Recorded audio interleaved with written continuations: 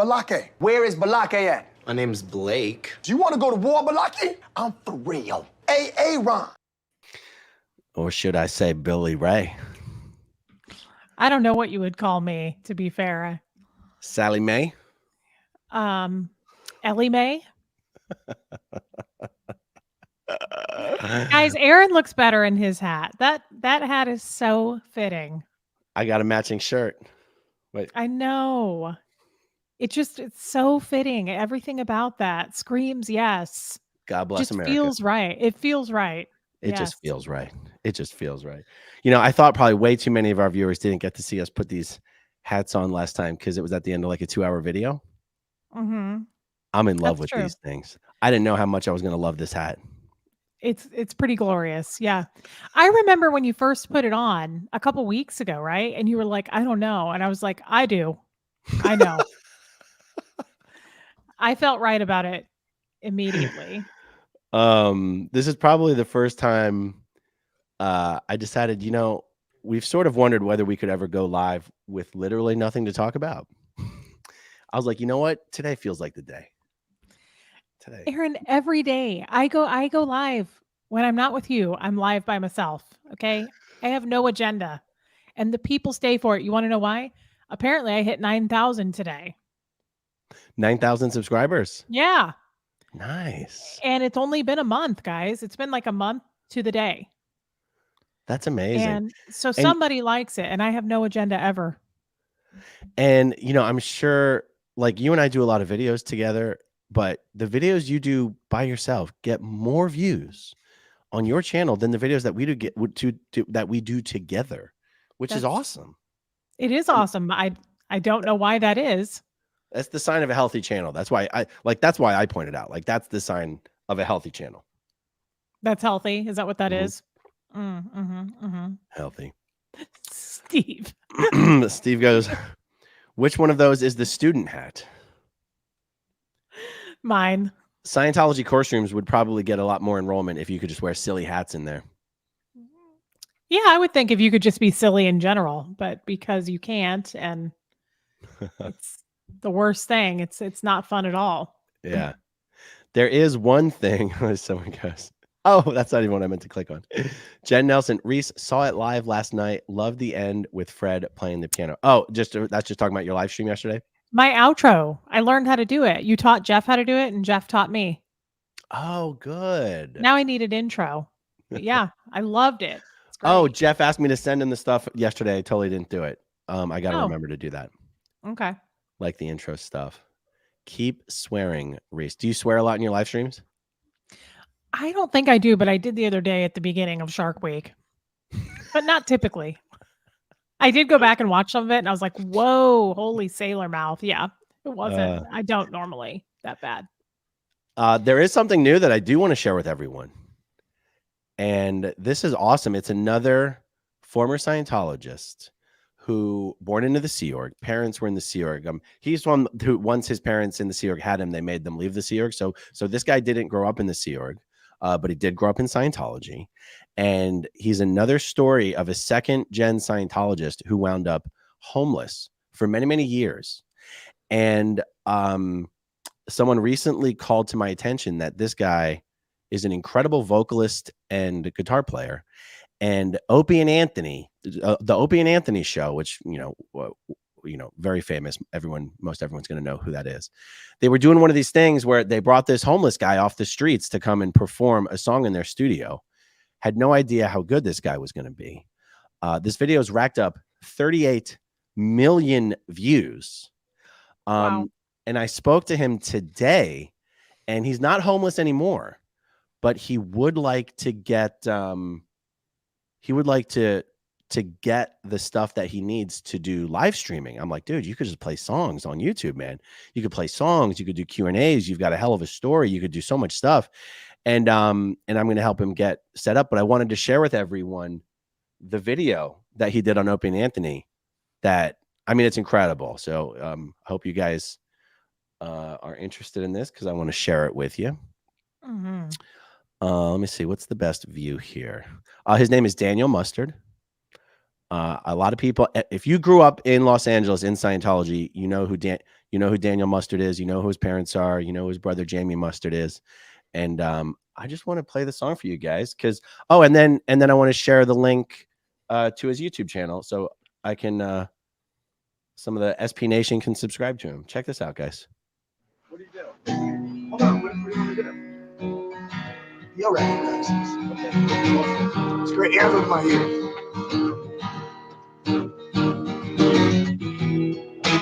No, this one's good.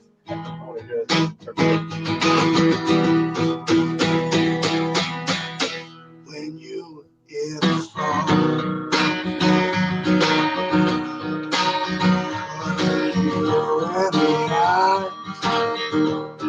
you flow like a feather, and your skin and make me cry. You're just like an angel, and you're beautiful. You're so fucking special. I wish I was special, but I'm a creep. I'm a widow. What the hell am I doing here when I don't belong here? It's okay that it hurts. Don't wanna have control. I want a perfect body. I want me one of those brand new perfect souls. I said I want you to know that when I'm not around, yeah, you're so fucking special. I wish I was special, but I'm a creep. I'm a widow. What the hell am I doing here when I don't belong here? I don't belong here. I don't belong here. What the fuck am I doing here? But I don't belong here. Whatever makes you happy, whatever you want. You're so fucking special. I wish I was special. All right. Wow. God damn. Good money. I'm damn depressed. That is the best interpretation of that song I've heard besides radio. Oh, Let's see. Okay, so I'm sharing. Let me show his actual channel here, but I've got to show it. that was great. I love Radiohead. That was a great cover of that song. Yeah, I mean, and that's just pulling a homeless guy off the street and putting a guitar in his hands. That's not even like, good recording, good audio, all that kind of stuff. Here's his actual channel. Now, searching for Daniel Mustard on YouTube, you'll get, a bunch of results, but it's at Mr. Daniel Mustard. And so you're gonna be hearing a lot more of him soon. And I don't know. It's honestly one of the reasons I like to stories like his to me bring it home to me, and I hope brings it home to other people and forces Scientologists to ask themselves and come to terms with the fact that Scientology doesn't even help its own members. Scientology is a one-way street. You give us money. Scientology does not help its own members when they need actually help in life. Oh, you need help? We'll give you auditing. That'll be $2,000. That'll be $200 an hour, please. That's the only kind of help Scientology knows. I mean, and we could chat about this for a while, but I probably don't want to linger on it because it's not, not exactly feel good conversation. But how many people do we know who, when they actually need the kind of help in life that can only come from a community, not from an expensive auditing session, but that can only come from a community? Scientology ain't nowhere to be found. They consider Nowhere you to be found. a distraction, and theta, out ethics, DBs, degraded beings. We're here to help the able become more able. We're not here to help DBs. That's so true. I mean, I can give you OTs who have donated millions to the IAS, who end up bankrupt, living out of a car, dying alone. Where was the so-called church? Let me ask you something, because that actually made me think of something that I haven't thought about in a long time. How was it growing up on your side of things when it came specifically to homeless people? I know that for me, growing up with my dad, gay people were strongly hated in Scientology where I was, and homeless. I mean, when we would see a homeless person, no joke, my dad, they'd go, "Sir," and he would go, "Get a fucking job. Why don't you get a fucking job?" And it was absolutely horrific. Yeah. So I grew up in Scientology in Philadelphia, where the tons of homeless people, always has been. And for the most part, it was, oh my God, keep them away, get them away. Don't talk to them. Don't give them anything, because you don't want to reward a down stat. Don't reward a down stat. Don't give them any money. If you give them money, they'll never go away. Yep. That kind of They're stuff. degraded. Yeah. Don't reward a down stat, and don't make them out exchange. You make them into criminals by giving them something for nothing. Yep. Now, there were other Scientologists who would sort of turn that on its head a little bit and be like, if I'm going to give you a few dollars, you have to do something for me. So I've seen Scientologists in Philly stand there in the corner, holding out a couple dollars and be like, but I'll tell you what, tell me a story. Tell me a joke. Smile for me. And making them perform so that I'm not making you a criminal by giving you this money, but you've done something for me first. Yep. And as a child, it was just, uncomfortable and cringy. Yeah. But also as a child, you're sort of taking that in as a lesson. Oh yeah, this is, we're superior to them. We're, they're a lesser caste of human, Yep. And I know people have different thoughts on this subject, but it's like, it's just one of the many ways in which Scientology is like the antithesis. It's the opposite of the values normal religion tends to hold. Yes. I mean, again, we didn't grow up reading the Bible. I haven't read the Bible, but I'm pretty sure, like, isn't that like helping people back when Jesus was around? Like, wasn't that a thing? Yeah. I mean, that's kind of what Jesus was all about. I'm pretty sure. That's where I the think whole so, washing, too. that's where the ceremony of like washing the feet of the poor comes from, is that, Right. I think Jesus is like a servant, not you serve me, I serve you. Correct. And I know that I've gone with Jeff to his church a couple of times. And I was shocked, like how much they do. He's a Methodist, and how much they were doing for like, this month we're collecting all these diapers and all this peanut butter and all this pancake mix. And like, it was like there was a theme each month of things they needed, and they were giving it to like food pantries. It brought tears to my eyes, because that's what a real church probably does. It's really disappointing. And like you said, cringy. I remember being so uncomfortable my whole upbringing with my dad, how he would look at gay people and how he would look at homeless people. Like they're just, they shouldn't be in society. They're just totally degraded, low tone beings.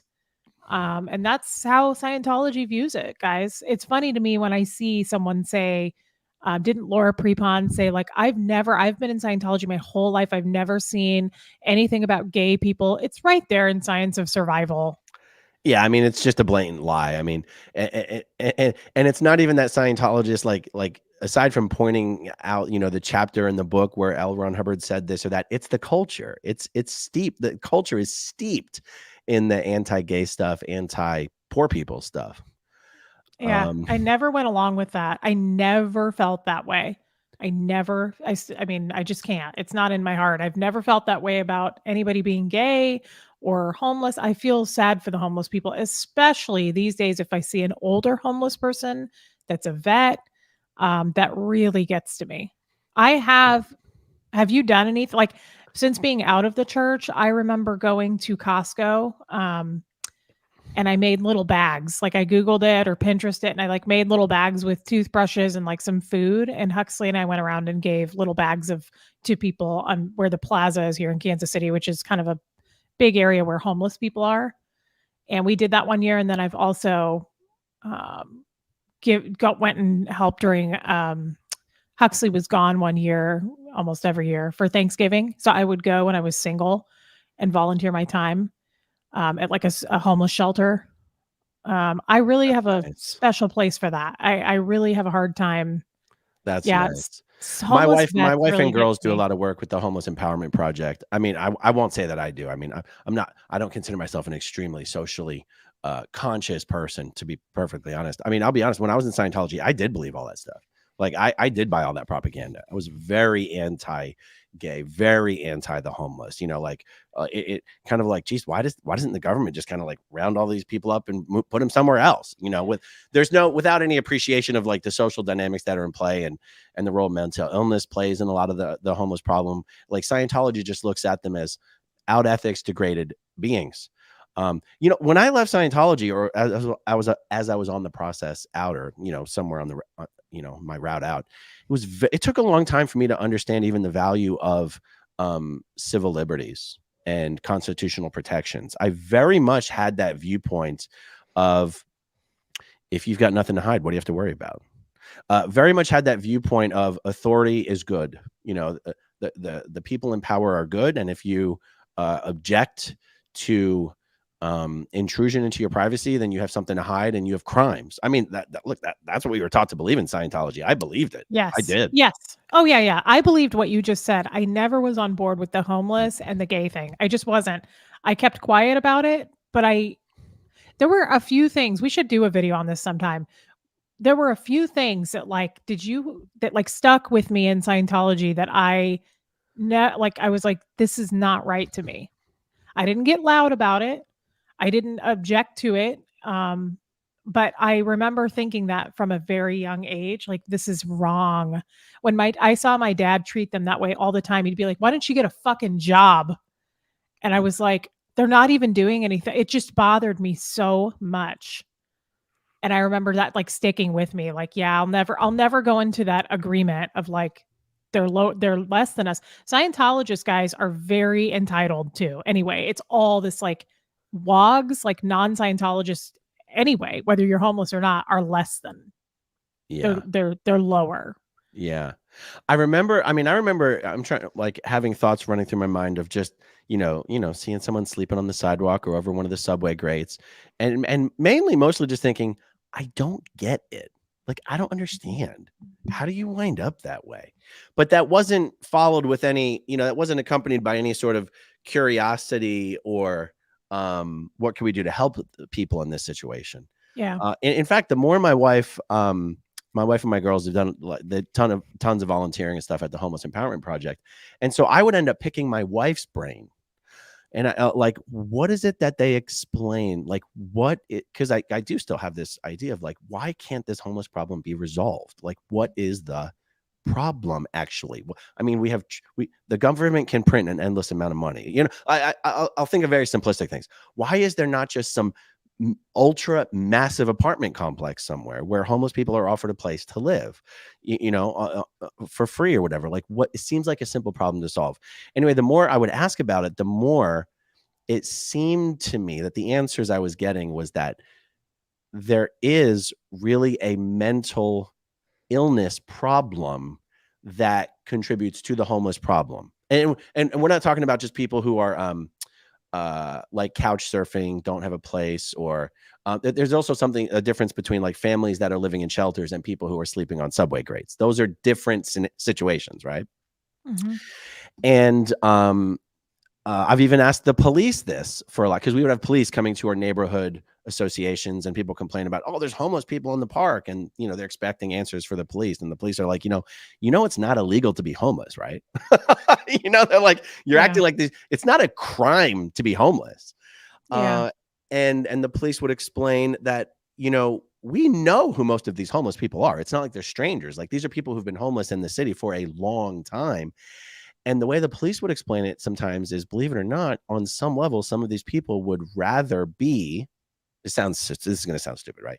But would rather be homeless than be put up by the city or the county or the state and have to live by the rules of those places. So if you take someone who's sleeping in the park and you put them in one of these state or city or county funded facilities, there's rules, there's curfews, there's behavioral rules, there's substance use rules. And a lot of these people are like, I don't need your help. I'm good being this way. And the police have to basically say to the people who are complaining, like, it's not illegal to be homeless. And unless they're actually breaking a law, we're not just going to round them up and bus them somewhere. And it's funny because as a Scientologist, that's how I would have thought. God, get rid of them. Just fucking Jesus. Isn't there a lot of unused space in the Great Plains somewhere? Like, can't you just send them all somewhere? Yeah. Because the Scientologists are like, God, what a nuisance. Totally. And it took me a while to stop thinking that way. Wow. Yeah. Yeah, that's what I mean. It's an interesting topic that we should touch more on sometime, of like just the hardcore driven things that we are taught to believe as Scientologists, like that. Like the something for nothing, like believing into that.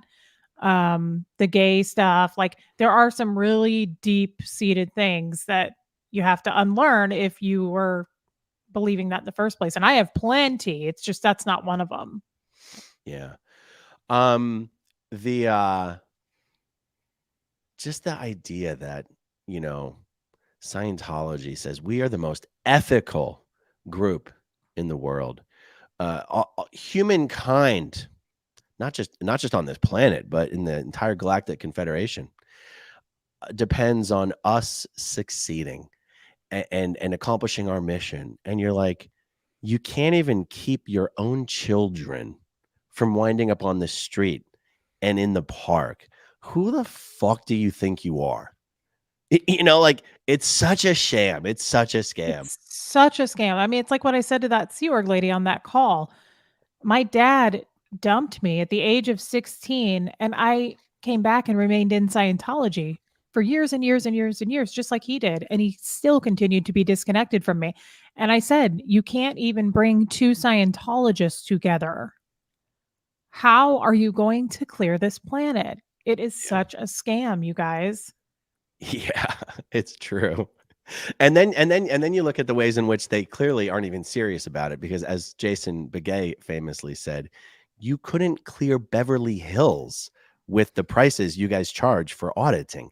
How are you going to clear the planet? Yeah, I mean, it is obviously like a big marketing scam. I mean, that's how they get you in, is this is, such an elite thing and we're doing this. And I mean, the numbers they give their members too is like, we're almost there. I was came out in January, but before January, I was in the Scientology worldwide Facebook group that had 19,000 members, and people posted actively in it every minute of every day. And people would post their clear bracelets that they just got, which what their number is, like the number of, how many clears on the planet there are. And then, Aaron, they would talk about needing to get 10,000 on solo knots in order to tip the scales of the planet. And that was also to release OT 9 and 10. When I was outed and kicked out of that group in January, they only needed like 600 more people, according to them, to get to that 10. Yes. Right. They were at like 9,400 for getting to the 10,000 number.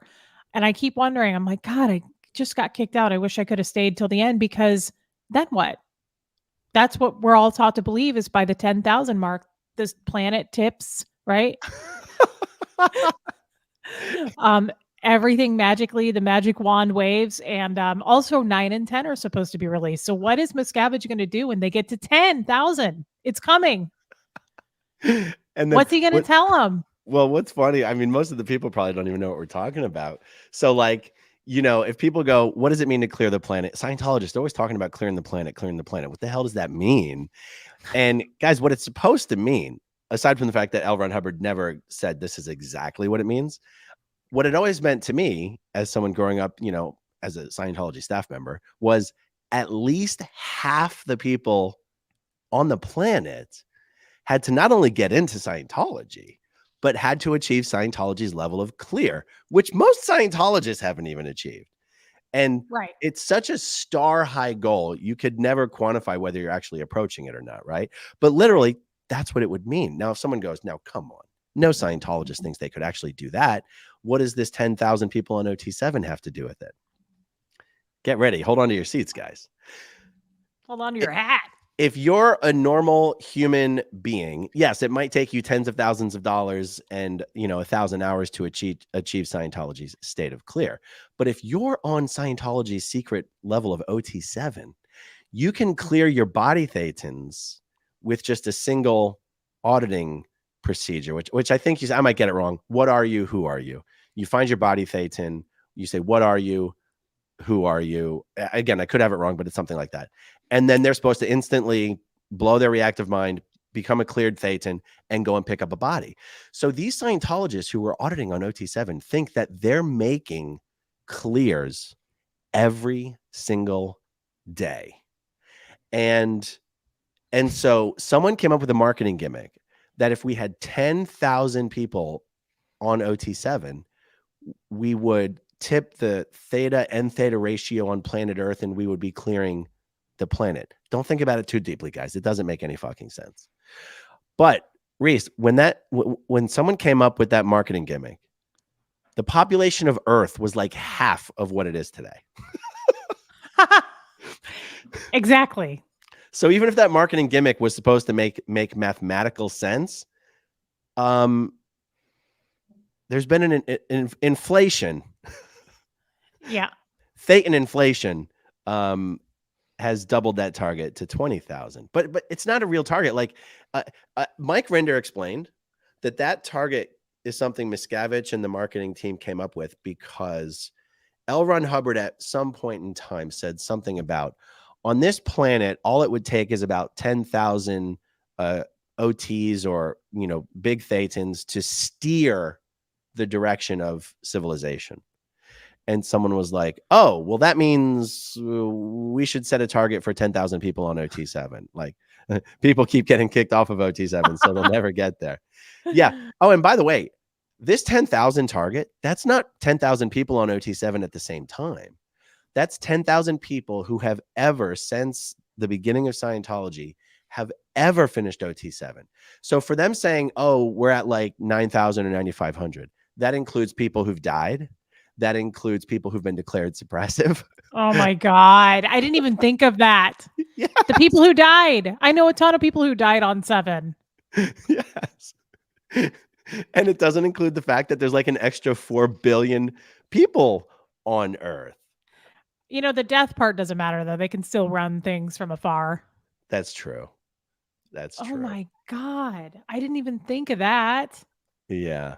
How did we start talking about that? Why were we talking about OT7? I Clearing the don't planet. remember. Oh, clearing Beverly Hills, clearing the world. Yeah. I guess as a person in Scientology, though, honestly, what is Miscavige going to tell his people when they're like, yay, we got to 10,000? He's going to be like, do not pass go, do not collect $200.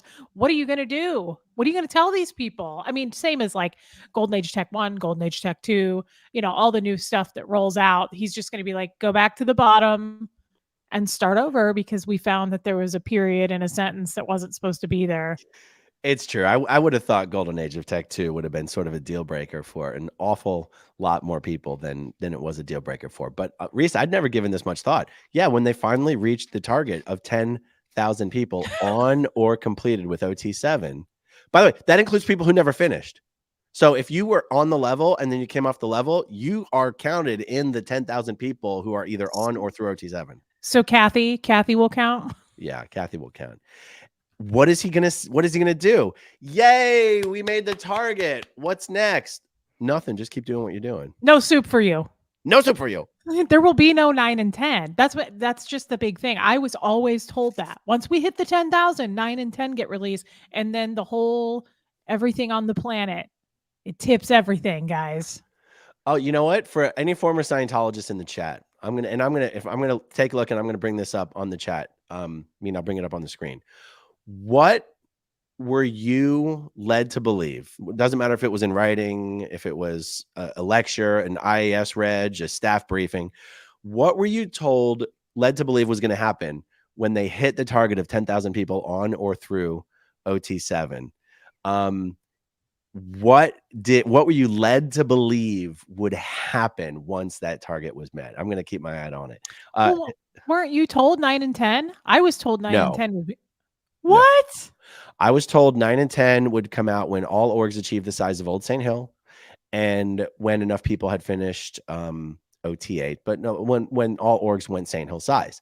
Then it was sort of implied with the new ideal org strategy that when all orgs went ideal, he never said when all orgs went ideal, we'd release OT9 and 10. The implication was every org that goes ideal will, of course, go St. Hill size. And therefore, when all orgs are ideal, we will have achieved the target of all orgs having gone St. Hill size. We will have achieved a safe environment, and we will release OT9 and 10. But Miscavige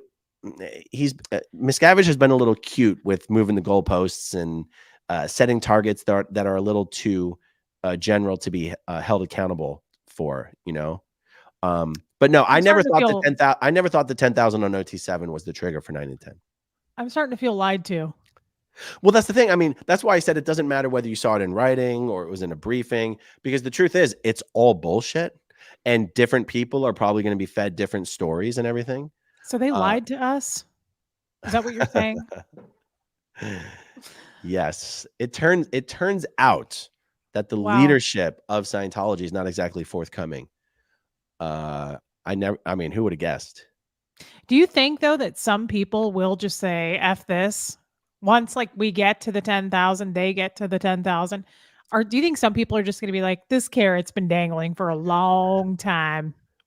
You would think so, but you'd think that 40 years would have been long enough by now. You know what I mean? And I remember being were people mad? I remember people being pissed at my org about the SRD coming out after everybody just finished TRs and objectives and paid for it. And then you had to buy SRD and pay for that and do it all over again. Yeah. And I think was it $5,000 or was it $2,500? I can't remember how much that. It was the same price as Student Hat, and I think Student Hat went up to 5,000. Both. Student Hat, I think, went up to $5,000. People were mad about that because it used to be 2,500, and when they released the new version. And I just remember people being really mad about that. And I remember specifically Doug being mad that he was like, I spent all this time on TRs and objectives, and now I have to do this survival rundown, which is the same thing, but just in a different title. Yeah. Well, I'll tell you, back in the day, this might have been the early 90s, somewhere in the 90s, when Miscavige told all OT8s that they had to become the EDs of their local org. That was because the OT8s way back then were bitching about where's OT9 and 10. Where's OT9 and 10? What's the deal? Are you guys not doing your job? I mean, if you're a public, right, and you've paid a mint to go up the bridge and get to OT8, you're probably looking at management going, isn't it your job to reach the target cell run Hubbard set to release this stuff? Like, where is it? And Miscavige was like, no soup for you. He said, you're bitching about no OT9 and 10. It's your job to expand your local org. Join staff. Oh, you're not on staff? Stop bitching. Oh, you're OT8? You should be the ED of the org then. Stop bitching. And so he basically made it their problem. And again, back then, you'd think a lot of people would have been like, no, there's something wrong with this. This is a red flag.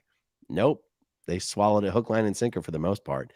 And that was 30 freaking years ago. Now, Reese, I would say most people probably would be more likely to be like, yeah, I'm done with this. Mhm. except for the implications to their family, their business. Yeah. It's that social threat of destruction. Oh yeah. They've You got know. their claws in everybody. Yeah, I mean, it's too late. Everything is your whole life, guys, is Scientology at this point. Yeah. Everything. Your dentist, your doctor, your friends, everything, your business, like he said, it all depends on that. So you really can't back out at this point. I want to do two different things. Oh, maybe we can do it. I'm going to look for answers in the live chat to the 10,000 people on OT7 question. While I'm looking, do you want to bring up some of the super chats that are in the queue? Sure. Let's see. Have you done any of these? None of the ones that are there. Okay. Sai, cute dog. Here to the Hat Fund. You guys are awesome. That's so nice. Thank you. Clearwater Chad advises put your code of success on every morning. Thank you for that, Clearwater Chad. Dave Owens, Reese, folks might get hurt with the hat. Dave, I thought the same thing, but it's quite safe for children.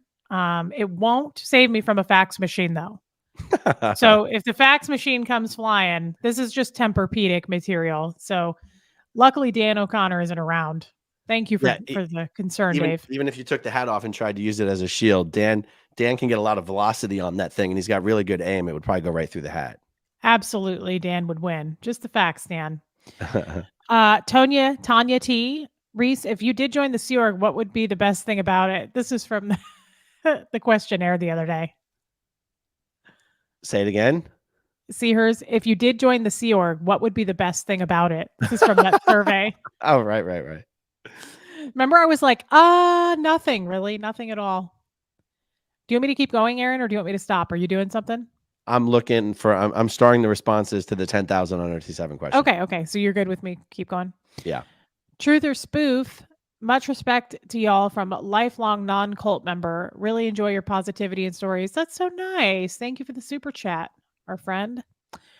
Tintin 70130. Hee haw. Sparkling, pinky, amazing Reese. You little sunshine star. Oh, hey, you got hot ginger curl, Aaron. Okay, that part's for you, Aaron. If you can see it, it's all in German. Oh, let me see. Hold on. Let me do my best here. Yeah. Dein Deutsch war gestern hervorragend, liebe Okay, you just totally Americanized it. Go back. Dein Deutsch war gestern hervorragend, liebe Juk. Sorry, guys. That's the best I can do on that one. Those are unfamiliar words to me. Thank you for that super chat, though. Casey Cat, Aaron and Reese, tell us the stories of the day you each left Scientology and what was going on. Well, you know it for me. That's a little too much of a loaded question for. Yeah. You know what, though? Maybe sometime we will do a live on that. There just wasn't one day that we left Scientology, so it's not an easy question to answer. Yeah, that's very true. That's very true. Guys, going back on these audios, like I was already checking out and leaving in my head. That kind of gives you an idea. You just can't leave. You have to find and plan your exit before everything goes to shit. Sharon, is that pronounced Coots? Like Cooter? As in Cooter? Sharon Coots? I love that. Sharon Coots. Thank you for this. Thanks for the super chat. Coot. Dave Owens again. Reese decided to 10x the hat thing. She did. Again, though, Dave won't protect me from a fax machine. Stephanie Sandoval, go to show you how many of the homeless people have a story, not just drugs. Absolutely. Tintin. Are you unstarring them as you go, or I'm just curious? No. Am I supposed to? No, I didn't know. It's okay. Aaron, you always steer the ship when we do the show together, so I'm not used to doing this. Am I supposed to? I'm so sorry. No, it's okay. I was only asking because I looked up and I saw the number and it's a big ass number and I thought, damn, are you unstarring them? That's okay. I'll unstar them. All right. Do you want me to keep going or do you want to take over? Clearly, I don't know what I'm doing. Keep going for like a minute. Okay, Tintin. For that hot ginger curl, Aaron and Reese, best SP team. Well, you got that right, Tintin. Thank you for that. Couldn't be more accurate there. Red Tar for me, Reese and Aaron, you two are fabulous again. Again, you got that right. Thank you so much for the extra super fabulous chat. today, though. You know what I'm saying? Yeah, I'm kind of jealous. Like Your hair looks better than mine. Pat Shore, Aaron, did you get the video link I sent to you yesterday? It was a parody of Tiny Tom and the MI Stunts by Chris Barnett. He's great. I do remember getting that email. Thank you. Okay, I've got some responses to this question starred. So we'll hide that one. Okay, let's see. Okay,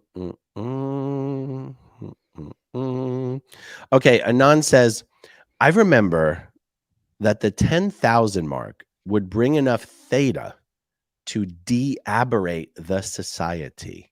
Mm-hmm. Yes, I remember them talking like it's almost like they described it as if it would be a domino effect, that on the entire world, you have theta, which is considered like positive spiritual energy. And then you have N theta or interbulated theta, which is like negative, upset spirit energy. And somehow, with 10,000 people on or through OT7, the ratio of theta to N theta would tip in favor of the theta.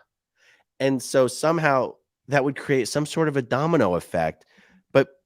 But I wouldn't even know how to finish that sentence, because even in Scientology terms, that's not how it works. If one person who's not clear walks into a room of 10,000 people who are clear, that doesn't make you clear. So this whole thing only makes sense very superficially. But when you think about it for a second, you're like, who gives a shit? Like, what would the de-aberrating of society look like? What would be the result? Maybe it would be like there would be less wars. Like, it's very nebulous. You think for an organization that loves making targets and stats and everything, like the target would be very, very specific. And I guess the target is specific in the sense that they said we need 10,000. Mm-hmm. But you know what L. Ron Hubbard also said? Setting unrealistic targets is there's a word for it in Scientology. It's called DevT, develop traffic. But it's also supposed to be one of the things that destroys an organization. Can you imagine? They set this target like 40 years ago. Could you imagine setting a target that couldn't be achieved for 40 years? And that's all you spent your time focusing on? It's kind of insane. But they sure do it. It's like rats on a wheel. Yeah. But they always want you to believe that it's not. But there would be a revolt if they actually said, this is the target and our plan is to accomplish it in 40 years. What they've been saying every year for 40 years is that this year is the year we're accomplishing it. Every year, guys. Every major event. That is true. And people buy it. They keep going for the carrot. Yeah. But again, it's like Aaron said, there's so much invested at that point. Like, you've got your kids in it, your family in it. You've spent so much money, your business is involved. I mean, I wonder how many people have doubts and go, wait, last year was supposed to be the year, but they don't voice it.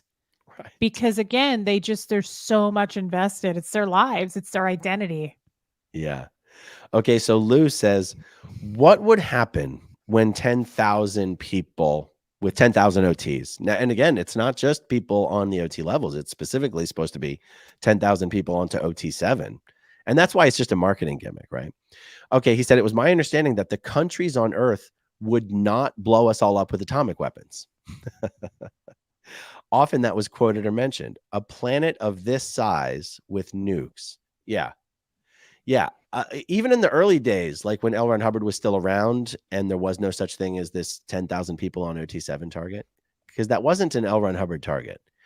Even in the early days, the propaganda was that Scientology will be what prevents civilization from destroying itself with nuclear holocaust. And that is why it is so urgent to get as many people into Scientology as possible, because the reactive minds of everybody on Earth is going to result in humanity destroying itself with nuclear weapons. And that the only reason it had not already occurred is because Scientology came on the scene. That's correct. Yeah. Why do I have this stuck in my head too when it was released? I know this is also, I think, like an end phenomena of one of the levels, but why am I hearing, I feel like people would always talk about orders of magnitude. Because on the bridge to total freedom, next to each one of the OT levels, there's like a name. Like the OT levels have a name. Yeah, And yeah. the name of OT8 is Truth Revealed. And the Yes. name of OT9 and 10, I forget the order in which these names apply, is Character and Orders of Magnitude. And nobody knows what the hell that's supposed to mean. But I can tell you this, when I was in the Sea Org and Miscavige started talking about the Ideal Org program in 2004-ish, we all were the what we were murmuring amongst ourselves, because Miscavige kept using this words, new orders of magnitude, new orders of magnitude. Yes. We were like, oh my God, he's on OT10. We're like, the Scientology executives are doing OT9 and 10. They're getting ready for the release. And that's why Miscavige is redoing everything. He's redoing the auditor training. He's redoing the OEC volumes. He's redoing the policy volumes. He's redoing the technical volumes. Oh, He's redoing the whole ideal orgs because he must have finished OT10, you guys. He figured it out. The new orders of magnitude are coming. That's the feeling I got too. It was like there was a time where people would really talk about orders of magnitude. It was so exciting. Like the scales are tipping, the planet is turning, we're winning. That's how they make you feel at all of these events. And they really know how to make you feel like this is just it's the only answer. Yeah. This phrase, dissemination of the tech at correct orders of magnitude. There you go, Steve. Yeah, it's you can really whip Scientologists up into a frenzy with the right buzzwords. You can. Orders of magnitude is definitely one of those buzzwords because it's connected to OT9 and 10. There was another one of these here that was kind of relevant to the question. Let's see. Secret. When I was at Flag, I asked after seeing an OT SP declare. So a declare of an SP. I'm sorry, a declare of an OT. How is it that an OT can be declared if SPs cannot have case gain? And they only said, good question. So for those of you watching, L. Ron Hubbard says that what makes a suppressive person is that they are stuck on their time track. The time track is supposed to be your whole recordings of everything that's ever happened to you. The whole track refers to the portion of your time track that's past lives. So he says, technically, you're stuck on the whole track. You have some in your past lives. There was something that happened to you where you were so completely overwhelmed, almost destroyed as a being. Mm-hmm. And it was such a traumatic event that you're stuck in that incident. You're stuck at that moment. And everyone in your present time environment reminds you of the people back then that almost completely destroyed you. And so you see everyone around you as a threat. And that's why you don't want anyone around you to get better. You try to keep everyone down. You're afraid that if people became more competent and smarter and more able and more capable, that they would destroy you. And L. Ron Hubbard said this was the technical explanation for why suppressive people act the way that they do, and for why suppressive people fight Scientology, because Scientology is the only thing that can make everyone better. And so suppressive persons fight Scientology. Oh, and that because a suppressive person is stuck in an incident in their past, they're not capable of experiencing gains from auditing, because in order to experience gains from auditing, you actually have to be able to move up and down your time track to recall incidents and erase incidents and stuff like that. So this is like an actual really good technical question. This is what a Scientologist who tries to think deeply about things, this would be a natural question to ask. How is it possible to make case gain, to get up the bridge, to get onto the OT levels, but to be suppressive? The right answer would be, technically speaking, if you believe all of L. Ron Hubbard's bullshit, it wouldn't even be possible.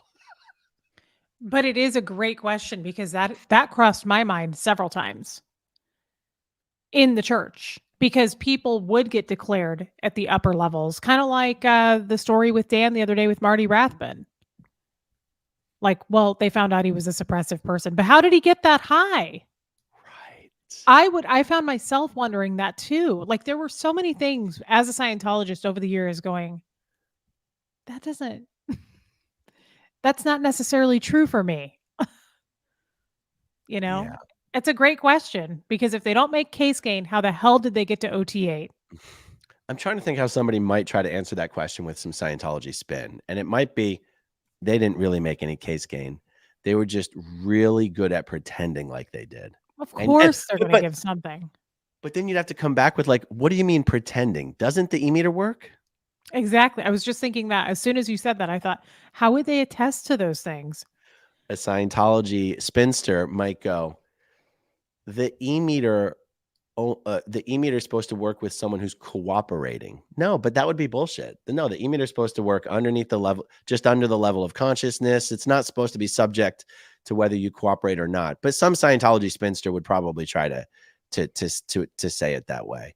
Like if you're not being honest, like in Scientology, you're supposed to be someone who's honestly and willingly participating in the process. We're not here to deal with people that are trying to fake their way up the bridge. But then that would imply that you could just fake your way up the bridge. I was just going to say, they say they sniff those people out. The meter would never allow that. So that implies that any Joe Blow could walk in off the street right now that had deep pockets and go all the way up the bridge and fake it and record it the whole time. But see, they try to tell you that would never happen, that they would sniff that out. Like the meter would read that. Which is it? Yeah.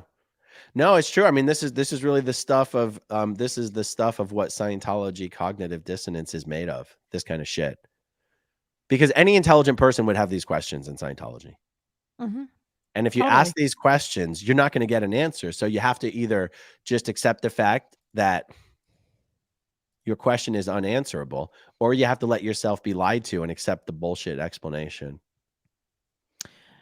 It does just make you, I mean, I don't know. They ask so many questions on that meter, like every time. And I don't even know about the big levels. I don't know how you attest to like the OT levels, but even finishing like a small thing, like a small course or a repair program. Do you remember all the questions? Like, do you attest? Like, I remember they'd pull it up on the book and they'd be like, I want you to read the end phenomena of this. Good. And then they're like, do you attest that this is accurate and correct, that you've done this? Do you attest that you want others to have those wins? I mean, how would you get past that? Yeah, it's true. It's true. Let's see. Let's tackle some more of these questions that are in the queue here. Judy Bishop, how do you save the planet? Writing people off. Well, that is the answer. L. Ron Hubbard actually says, even suppressive people. Like, because I just gave the explanation, L. Ron Hubbard's explanation for what causes a suppressive person to be a suppressive person. L. Ron Hubbard does say we can fix that, but why should we try? Why should we try to help the people who are fighting us? We'll get to them last.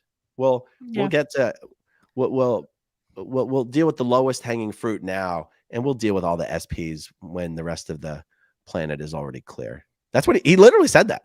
He does say that, and he says that we do have the tech to clear and handle SPs, but they're at the bottom of the list. Yeah. They don't want to be helped. Yeah. Red tar for me. In Catholic churches, we serve those that are broken. Give grace. Yeah, I wanted to mention before, I said, I'm not trying to get up on some high horse. I'm not some big promoter and advocate of religion in general. I'm not trying to be like Scientology bad, everything else good. The truth is I'm not a particularly religious person, and I'm not here to promote religion in general. But I think you guys on my channel will know I also don't shit on religion either. So, yeah, I mean, but the one thing that the world's major religions have going for them, I know people tend to, want to talk about all the abuse that occurs in the name of religion as well. And that's a valid conversation. But the one thing that, the mainstream religions have going for them is they do genuinely seem to care about the underprivileged, the underserved, the least fortunate of us. And to me, that's kind of the bedrock of religion. Like, to me, I mean, as someone who's not religious, I, wasn't raised religious. To me, my understanding is that is sort of the bedrock of religion, to help the least fortunate among us. I don't know. Tell me in the live chat, guys. Am I full of shit, or is that, am I sort of close to right? I think that's right. I don't know much about religion either, but I know that, like Jeff, like I said, we went into Costco and bought a bunch of stuff for that church for their shelter, what they were doing. I know haven't you heard from stories from people who are like, my church has set up a group to help blah, blah, blah, or my church is sewing all these things for, babies. Like, it's amazing. You never hear that about Scientology. Yeah. They don't help anybody but their own only if their own is in good standing and giving money. They Yeah, don't yeah. help. And when you say help their own, that's if you have the money to pay someone at the Right. Scientology org to give you that help. That's Scientology ain't correct. doing shit for free. Nothing's free, guys. Nothing. Now it's They funny won't 'cause even give you a book. Like you can't even get Dianetics or something for free. Like they won't donate anything. it's true. They won't donate extra Dianetics books. But it's funny because we were talking earlier this week about in some Scientology orgs, they'll have someone on the post of chaplain, and the chaplain is the one whose job is to run around and round up and try to get people who are upset with Scientology to try to do enough free stuff for them actually to get them no longer upset with Scientology. That's the only scenario where Scientology does anything for free. But the other side of that coin, almost no org in the world has a chaplain because it's considered like the most worthless post because it doesn't generate any revenue for the org. No, it's always held from above because the Right. chaplain also does the Sunday service. We didn't have a chaplain. It's held from above. At Philly, they would just round up anyone who wasn't doing something to do the Sunday service. Right. You know, didn't really matter who you were. You could have been the receptionist. Yeah. There is no chaplain though. It's always held from above. Yeah. Like I said, our chaplain was the guy who did why do I always go blank on this after your session? The examiner. The examiner. He was the examiner, the qualsec, the MLO, the medical liaison officer. So if you were sick, you went to him. If your family's fighting, you went to him. If you needed an assist, you went to him. I mean, it was just, he was everything. It's held from above. Yeah. Roxanne Chrissinger. Just love chats with our new awesome friend Reese, and I upped my super chat amount just because I love the hats. Oh, that's so nice. Thank you, Roxanne. It never Love occurred that. to me like these colors come through much better on video even than they do in real life. Oh, yeah. I mean, you're really rocking it. It really looks good. Have you shown your wife this yet? I think she's seen it on the videos, but I record in a different space. I don't record in the same house that we live in. So I know. I just wonder what she thinks. Like, is she like, wear that thing when you come home, or you need that for a Friday night? I mean, you don't have to get too graphic, but I just wonder what she thinks. No special requests have been made. Okay. Jeff Curtis, what is Scientology's view on mainstream religion? Well, the view they have, the view they sincerely hold is different than the view that they publicly espouse. They publicly say, "Oh, we're all great spiritual people, and we all need to stick together." And in view, Scientology looks very much down. Scientology sees religion as a tool of our alien psychiatrist imprisoners. If we're prisoners, what's the name of the people who are imprisoning you? Our imprisoners? What's the name? Our prison guards? Our prison wardens? What's the word for, like, if we're the one in the prison that's Earth, we're the prisoners of the prison planet. Who are the people what would you call the people who put us here? What's the right word? Well, I mean, I was dumped here in an ice cube. I don't know who did it to me. Honestly, I don't know. Was there a word for it? I just know we were dumped. It's just like a normal English word, not a Scientology word. Like prison guards. Are you my imprisoner? Like if I'm in prison and you're the one who put me in the prison, are you my imprisoner? Come on, live chat. What's the right word here? Jailers. Jailers, captors. Oh, captors. I think captors. Captors. I like captors. Okay. Wardens, guards, captors. Okay. Yeah. So truly what Scientologists would like deeply believe is that the world's mainstream religions is a sick joke that is being played on us by our alien captors to occupy that they basically planted these they electronically implanted the seeds into our Thetan minds so that we as a civilization over time would come up with these stories that turned into the world's major religions to keep the population controlled and to believe that we only live one lifetime and that we are not immortal spiritual beings who came from other places than Earth, but that life only exists on Earth and you only live one lifetime, that they basically caused us as a population, as a civilization, to organically create these stories. And they wanted us to do that because it was how it makes the civilization more controllable. That's what right. Scientologists really believe. Yes. They don't believe religion is a positive force for society. They believe it's a tool to control the population. 100%. I came out of a session, or no, I was in session once. You know how you come out of your session and go into the qual library to get like something, like if you're in session holding the cans and you bring something up and the auditor doesn't have what you're talking about, you guys leave the session to go to the library to find what LRH says about it. And I remember talking about that in a session, and Scott, my farting auditor, that was the one who farted all the time in session, he took me to the qual library and showed me, he pulled it up, and it was a red volume in red, which would be a bulletin, right? Yeah. And it said, "Heaven is an implant." And I remember him showing that to me and like pointing it out. He was like, "See here?" He was like, see this?" And I was like, "It is." And he was like, that's what LRH says about it. That's right. It's exactly what it said verbatim. Heaven is an implant. And an implant is like an electronically enforced, a fake memory. I want to say memory, but I feel like I'm using the wrong word.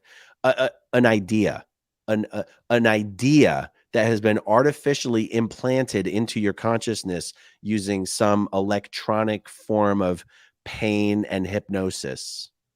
Yep. Does that feel like a good definition? Yeah, like injected into you, like PDH, yeah, pain drug hypnosis.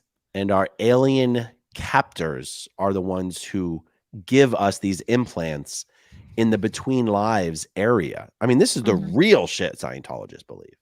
And it's right there in Science of Survival, isn't it? Where like they like put you down in a chair and you're not really in a body though, and they like spin a bunch of lights and like it's implanting you like 100 miles an hour. It's like putting all these memories into you and spinning lights and telling you like the story of Jesus and like everything, so that you're then born and you have amnesia. Yeah. And you think the story of God and all of that. That's what we're told. Yeah. I was always terribly confused reading what he would write about these implants, because the stories were always told as if you had a body, like, being strapped down to a chair. And you're like, wait, as a and the guys in Thetan? the white coats, he would say like the men in the white coats would like spin the wheel on the lights and it would flash and you wouldn't know what was going on. Yeah, but you're not in a body. Yeah, and there's screens, and you're like, screens? Yeah. But physical screens? It's like, but you're not in a body. Like, what? I never got it. It never made sense to me. I didn't either. It was very confusing, and like they would treat it so like very fragile. I remember Brenda being like, "Now be careful reading this. It can be very stimulating." And I was like, "Stimulating? Like I'm just confused. I don't feel, I don't know." She just was like, "The thing with the chair and the lights can be very like triggering." And I was like, "I don't feel triggered. I feel hungry and I want to get out of here." It was very weird. It was very weird. You're like, "I want some ice cream." And she's like, "Uh-oh, that's the stimulation." That's because you came from a glacier. Crazy, crazy stuff. Guys, that's real though. That's what we're told. Y'all are killing me with the hats. Guys, just wait till my cowboy hat arrives. Did he get you one? I think it's on the way. I'm guessing. Guess what I got today? Guess what he mailed me? What? I didn't want to tell you. What? Although you might not be jealous because you're super fit and you're all about fitness, and I'm clearly all about carbs. He sent me from a special place called like Uranus Fudge Factory. Oh, is that? I saw a super chat about the fudge and Uranus. It changed my life. I had my once a week job today. Yes. I got a box of fudge from Uranus, the fudge packing factory. I love John Sosofsky. Seriously, I sent him a message. That's all I've eaten today. That and a cube of truffle cheese. I had like a piece of this peanut butter fudge, and I was ready to rock and roll. When you were like, "You want to do a live?" I was like, "Yes." I just ate a bunch of fudge. That and a cube of cheese is what I've had today, and it was so good, John. I need more. I'm gonna need more. I actually hid it. I have it hiding in the kitchen so nobody can find it. Fudge is so good. I love fudge. cheese, by the way. I love cheese. You I love, do? oh my God. Oh my god, me too. I mean, I just eat cheese. I mean, I don't like spoiling the cheese by eating it with other stuff. I like just eating the cheese. So, Oh yeah. We see um, this is where you have a problem. You should go to Whole Foods for their cheese department because they have a huge. That's why we go there mostly. Do you like truffles? We get truffle cheese. I love truffle anything. Me too. Okay, Aaron, you need to go get the truffle We cheese. got We this pop nice that truffle shit. oil, and I'll put that shit on everything. Yes. Okay, truffle cheese is where it's at, and I get it at Whole Foods, and that's pretty much all we eat. Jeff is like a giant mouse. We just eat a lot of cheese. Yeah. Yeah. If I go to a party and there's some sort of a charcuterie cheese board thing, I'm like, I'm all over it. I'm Me gonna just too. post up here for a little bit. I'll see you guys later. Oh man, me too. We would both be at the cheese tray, 100%. Absolutely. Like, do you ever just eat cheese and crackers? Like sometimes that's just what I'll eat for dinner. I'll just pop like a bunch of cheese and crackers. Well, I don't want to spoil the cheese with a cracker, so I'll just eat the cheese. See, that's the crackers are just extra unnecessary carbs. I just stick with the cheese. I'm already eating the fat. I don't want to make it more unhealthy for me by adding crackers. Okay. And that's why we started this conversation with Aaron's all about fitness. Reese is all about the fudge in the kitchen. I'm about fitness this cheese into my mouth. Yeah, and I'm about the diabetes in my mouth. So we're from different parts of the icebergs. Different parts. Yes. Clearwater Chad, thanks for the Gumby, John S. Yes, I have some Gumby. He sent me a Gumby as well. It's over there on the table. One of these days, I said, one of these days, I'm going to build a shelf or something, and I'll put all my my knickknacks up there or something. Mm-hmm. That's a good idea. Let's see. Andy Fabulous says, well, looks like Scientology will stop surveilling. Will stop surveilling. Do you think this is you are nuts or stop surveilling your nuts? How did Andy know?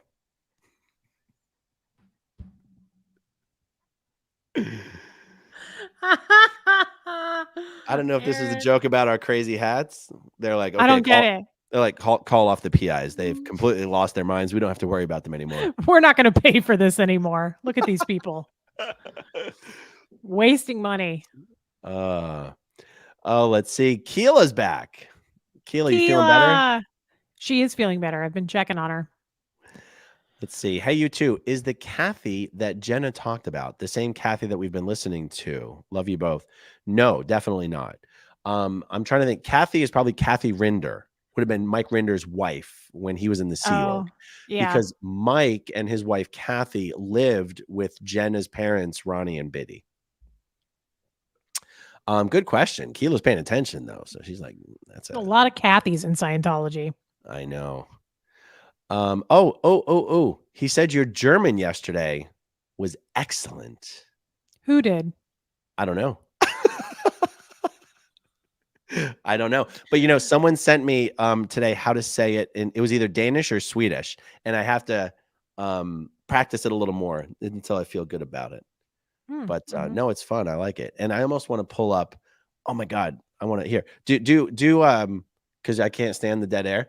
Do a couple comments while I find the You're German. So weird about dead air. I have nothing on dead air. Okay. I'll unstar that now that I know how to do it. Sandy Bowers. Oh, for our beautiful Goldie. That's so nice. I got to keep track of those. Jesse Schaefer. Reese is adorable. Can we be Facebook friends? Hi, Osa. Of course, Jesse. I'm surprised you haven't asked me yet. Please hop over and request me, my friend. Lily Castle. Really good book recommendation. A Framework for Poverty. Where's that from? Have you read that? To really understand a Framework for Poverty. Oh. To understand a lot more about the social issues that keep people in poverty. I bet so. So that'd be interesting, but I got to tell you, there's more to homelessness than poverty. Now, perhaps that's discussed in this book, because I have. It's very easy for me to understand the social dynamics that, particularly generationally, that contribute to poverty. It's very interesting things to consider. The homeless thing is perhaps related, but definitely different. Actually, Lily, if you're in the live chat there, let me know. Does that book specifically cover homelessness? Or does it Does it discuss homelessness as almost a subsection of poverty, or not? That's all. Because I'd be interested in reading that. I would be interested in that. Hey, I found it, by the way. Okay. I found it. Jeder Tag ist ein guter Tag, nicht in einer Sekte zu sein. I'm going to say it again. Jeder Tag ist ein guter Tag, nicht in einer Sekte zu sein. That's pretty good German. I like that. Wow, I'm you're gonna really Pat good at myself that. right on the back there. That's or on the mullet, Pat myself on the mullet. on the skullet. I love it. And hold on, the other one that someone sent me was Swedish. And the thing is, he sent it to me phonetically so that I can know how to really say it. The problem is, in order to get a good rendition, there's kind of a vocal. It's not just the vowels. There's, you gotta get a certain mouth shape. There's a certain mouth shape. Your tongue's kind of got to be a certain place to get the right sound. And I haven't practiced it enough to get the right sound, but it's coming. It's coming. I can do Spanish the Spanish sound I'm good at, and the German sound I'm good at. You are good at the Spanish. I've heard you do the Spanish. You're very good at that. Thank you. I like it when you say Lethanda. Do it. Lethanda Grauklinger. Yeah. Or Deputy DA Reinhold Mueller. Reinhold Mueller. Wow. Mueller. It's amazing how you also change your voice. It's hard to do all of this with that hat on. There's a lot going on. There's a lot happening. Ist ein wunderschöner Tag heute. Oh my God. That's actually pretty cool, Aaron. You're good at that. Well, thank you. It's honestly came from hearing so many foreigners and Europeans speaking those languages at Flag for so many years. That's actually where I even. Oh, I believe that. Yeah, totally. Because there's a lot of them there. Yeah. Okay, let's see. What's this one? Oh, Spotlight Spy. I'm working on a video regarding Priscilla and Lisa Marie Presley in her childhood. I'm going down a rabbit hole in regards to Lisa Marie Presley and a boarding school called Happy Valley. Is that school Scientology? So I've never heard of it. The crazy thing about this question is that Happy Valley is a word that is applicable to Scientology's international base. And I'm going to get this wrong. Like I'm going to get this wrong, right? On the Scientology international base, there was one house. I remember, I can picture it on a map because Mark Headley's pointed this out to me a bunch of times. There's the old Gilman house, and that was where people would be sent to when they were in trouble for a while. But then there was also the Cadet Org, also called the Int Ranch sometimes. And I feel like that was also called Happy Valley. It was located like on the other side of an Indian reservation. And I could be hey guys, anyone in the live chat, former Int people, former Sea Org members from Int, what did Happy Valley refer to? Was it the Cadet Org area or was it something else? And so, but the thing is, there's no way that Happy Valley is the same Happy Valley that Spotlight's referring to. I've never heard of a Scientology school called Happy Valley, but that doesn't mean it didn't exist. Some of these things have different names. Some people call different things different names. You've never heard of anything like that, have you? No, I've not heard of that. It does not ring a bell at all. But again, I was in the ocean. Peggy Dooley. Laura talks about Happy Valley occasionally on her show. Yes, I think that's Miranda Brinker. Happy Valley is the Int Ranch. Yeah, and we can tell you, Lisa Marie Presley was never at the Int Ranch. That's for sure. So, anyone in the chat, was there ever a Scientology school called Happy Valley? No, it's so creepy. I wonder if maybe there's just something being mixed up here. Like, there would be an awful coincidence if there was a Scientology school called Happy Valley, and the fake school that they had set up for the Int Ranch cadets was also called Happy Valley. Anyway, I wish I could be more helpful on that, Spotlight, but that's the deal with that. JP Stone, is there any update on Kendrew Kirkconnell? The update right now, JP, is they've gotten Kendrew to totally decide he wants to stay where he is and do what he's doing, and he's a grown-ass adult, so there's not anything anybody can do about that. And it's they succeeded. They succeeded in the Scientology programming worked exactly as it is intended to. Unfortunately. Fat Cat's Heaven. Please debate KC versus Southern Barbecue with hats on. Boy, if we were going to have a debate like that, we'd have to be eating it. Yep, and that's not allowed on your channel, so we can't be doing that. Oh yes, people don't love the chewing sounds, I guess. No, people flipped out on your channel, but my channel, they love me and they said I'm allowed to on my channel. As a matter of fact, guys, I added candy corn to my wish list. So they were like, Reese, put all your favorite snacks on your wish list. So I've got gummy bears. I did all kinds of stuff today that I could eat on my Oh, channel. I promise you, Reese, the viewers don't know what you're talking about, but I'll tell them.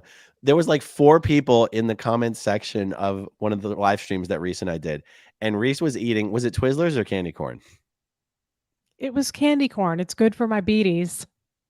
I was eating it very daintily, by the way. I was not shoveling it into my mouth like popcorn at a movie theater. I don't even remember noticing that you were eating, but some people in the comments were like, "Oh my God, who is this cow grazing on food during a live stream?" And it was literally like 4 people, but Reese thought it was everybody. Reese is also a Cancer sign and very sensitive and internalizes everything and couldn't sleep that night afterward because some people were like, "Oh my God, what a fat piece of shit." It was really awful. And Aaron laughs. Aaron laughs at it. You're allowed to laugh at it with that mullet, though, I guess. I think Um, it's so funny when you say it. yeah, it was so funny.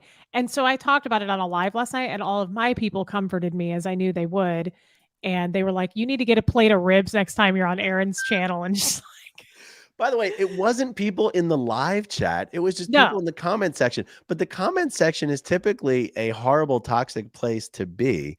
And I said, Reese, the thing got 40,000 views and 4 people made shitty comments. It's okay. it's still horrible. Well, it's know. one thing to be like, I don't like this, but it's another to be like, holy bovine, you fat piece of shit, quit grazing. Somebody was like, can you not stuff your face for an hour? I was like, first of all, I don't eat on every. How many lives have we done? This is the second time. I had Twizzlers the first time. Anyway, I got so many funny comments. People were like, next time eat a banana. Like, really? I was gonna get like a meatball sub and like smash it to my face and have spaghetti sauce all over me. But anyway, guys, seriously, I have a lot of snacks on my wish list now. I put the dog bones. You guys got those, but now we God, have Reese, it gummy would be bears. so funny if we went live and you had like pasta sauce smeared on your face and you had like chips stuck in your teeth and you had like a whole thing of guac and queso. Oh my Oh God. my God, I'm going to do some Chipotle on the live. Just like an hour, right before we started, some lady commented on mine and she was like, well, you are obese. I was like, oh my God, do I take up this? Do I Okay, so take it's up the not whole just my channel. screen? Yeah, it was. It was one person on my channel, but I was like, dang, is this my 600-pound life? People are like, Reese, that hat is really slimming on you. God. I mean, I realize I'm overweight, but like, is it that bad? I guess I didn't know. No, some people just like being mean in the comments. But like, I could have like spaghetti. We could go live. I got like spaghetti on my shirt. I could have like peanut butter and jelly, like a little smeared. Yes. Some I could do some Nutella. chips and guac. Okay, one day we're gonna do a live stream. I'm just gonna be spooning Nutella into my mouth during I've never had that in my life. It looks disgusting. Nutella. It looks so gross. How do you eat that? It's hazelnut chocolate spread. Ooh. Mm-mm. Oh yeah, if I get hungry in the middle of the night, I'll go out. I'll spoon me up some Nutella. Will you really? Oh yes. That's pretty serious, Aaron, especially in that Yeah. hat. Yeah. Next time, Oh, take a selfie of you eating it in the hat at like 3 in in the the hat? morning. Yeah. Yeah. With a beer and some Wow. Nutella. Oh, gross. You just eat it by itself? What do you put it on? I don't want to put it on anything that's going to add carbs. I'm already eating Nutella, for the love of Oh my God. God. He's all about fitness, you I'm guys. already eating Nutella. I don't also need crackers. That's That's kind of sad. I saw someone in the chat saying that they do the same thing. I'm looking for it. I saw a mention of a spoon. Do you Just guys spoon- even have good barbecue, by the way? So here's the thing. I do, first of all, I love barbecue, but I never go out and buy it or get it or make it because I do steaks and chicken. Like barbecue, for me, like I'll eat it, but I won't cook it. It's too much work. It's too much work. Sometimes I'll smoke up ribs on the Traeger, but honestly, these days that's once in a blue moon. Usually I would do that if we're having, parties or a lot of people over, but we haven't had parties for feels like over 3 years now. Huh. So like if someone were to bring home some really good ribs or whatever. I'm going to eat that shit in 5 minutes, but I won't go out and buy it for myself. That's It's really weird. Yeah. But it's because I have this weird thing where I'm sort of focused on health and fitness, but I don't have any self-control. So my version of self-control is like, I'm going to eat that shit if you bring it into the house, but I'm not going to go get it. Do you see what I mean? Yeah, you're really weird. I couldn't coexist with you in any possible way. I eat most of my meals like a gentleman over the kitchen sink. Yeah, I know. I bet you take the dishes out before you pee in it.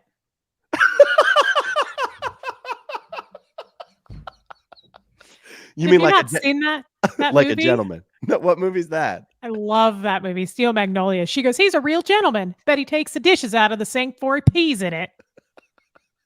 That's great. No, I've never seen Steel Magnolia. Shirley MacLaine. It's a Didn't great that have movie. Dolly Parton in it? Yes. Yeah. Yeah. Okay, let's see. Next one here. Reese, what will Christmas and New Year's be like now that you are out? Huh? What? Because I'm not a Scientologist this Christmas and New Year's. Natalie, Scientology has no impact whatsoever on the celebration of Christmas or New Year's. Actually, people get really confused about this. People don't understand how can Scientologists celebrate Christmas? Because other than people who are Christian, Christmas is just a holiday where you eat and buy presents. For Scientologists, that's what Christmas is. Scientologists celebrate the shit out of Christmas, but not for Jesus. They do it for presents and for fun. And like Scientologists are not against having fun or a good time. You're not allowed to do that in the Sea Org just because there's no goddamn time. But Scientologists can be divided up into two groups: those who celebrate Christmas and those who celebrate Hanukkah. Spoiler alert: the Jewish people are the ones who celebrate Hanukkah, and everyone else celebrates Christmas. And people go, wait, Jewish Scientologists, culturally Jewish Scientologists still celebrate Hanukkah, and everyone else celebrates Christmas. I cut you off. What were you saying? I don't know. I don't know that that's the case. I also know for staff and Sea Org, you guys, they work like it's any other day. Yeah. So, for instance, Brenda, who is my mother-in-law, when we would have Christmas morning with her grandson Huxley, she was not there. She was on post. Every year.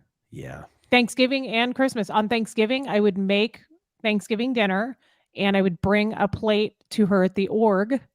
And I would bring a few plates for Alex Carr, Liz Carr, like the diehards that were there. I would just bring food. This might be what the question was actually kind of asking about, because now a bunch of people have disconnected from you who you probably would have otherwise spent Christmas with. Ooh, that's yeah. Painful. That's true. Yeah. Awkward and uncomfortable for sure. Guys, it's every year. Thanks for bringing that up, Natalie. Appreciate it. Thanks for the sting. Feel good question. It's only August. Why are we talking about Christmas? I actually am thinking about this because this is interesting, Aaron. I have never not once, spent a Thanksgiving with Huxley, my child. I've never had a Thanksgiving with him because Doug. So get this. Think about this for a minute. Brenda's a full-on staff. Okay, Doug and Brenda are married. Brenda is on staff at Thanksgiving. She doesn't have anything to do with Thanksgiving. Doug's family is all from Iowa, which is a few hours from here. So he packs up every single year and he takes Huxley for like 4 days to Iowa to visit his family and mom, who are all non-Scientologists. They're all like deeply Christian. And I would stay home and whichever husband I was married to at the time, I would make Christmas dinner and I would take a plate to Brenda and then I would just hang out at home. So this is going to be my first year having a Thanksgiving with Huxley. Why would your father-in-law take your son to his family's event instead of leaving him with you? Because he was always extremely possessive of Huxley. Always. He always took Huxley. He wanted to take Huxley every weekend of his life. He was extremely, it was a little weird. I'm actually really glad that they are disconnected from one another because it was unhealthy and he would undermine me all the time. all the time. Like he would drop Huxley off and be like, "So I'm going to come get him next weekend and we're going to do this, this, and this." And he wouldn't clear it through me. He would do that intentionally in front of Huxley so that I had to go, either I have to be the bad guy and say no to that, Yeah. or I have to allow it.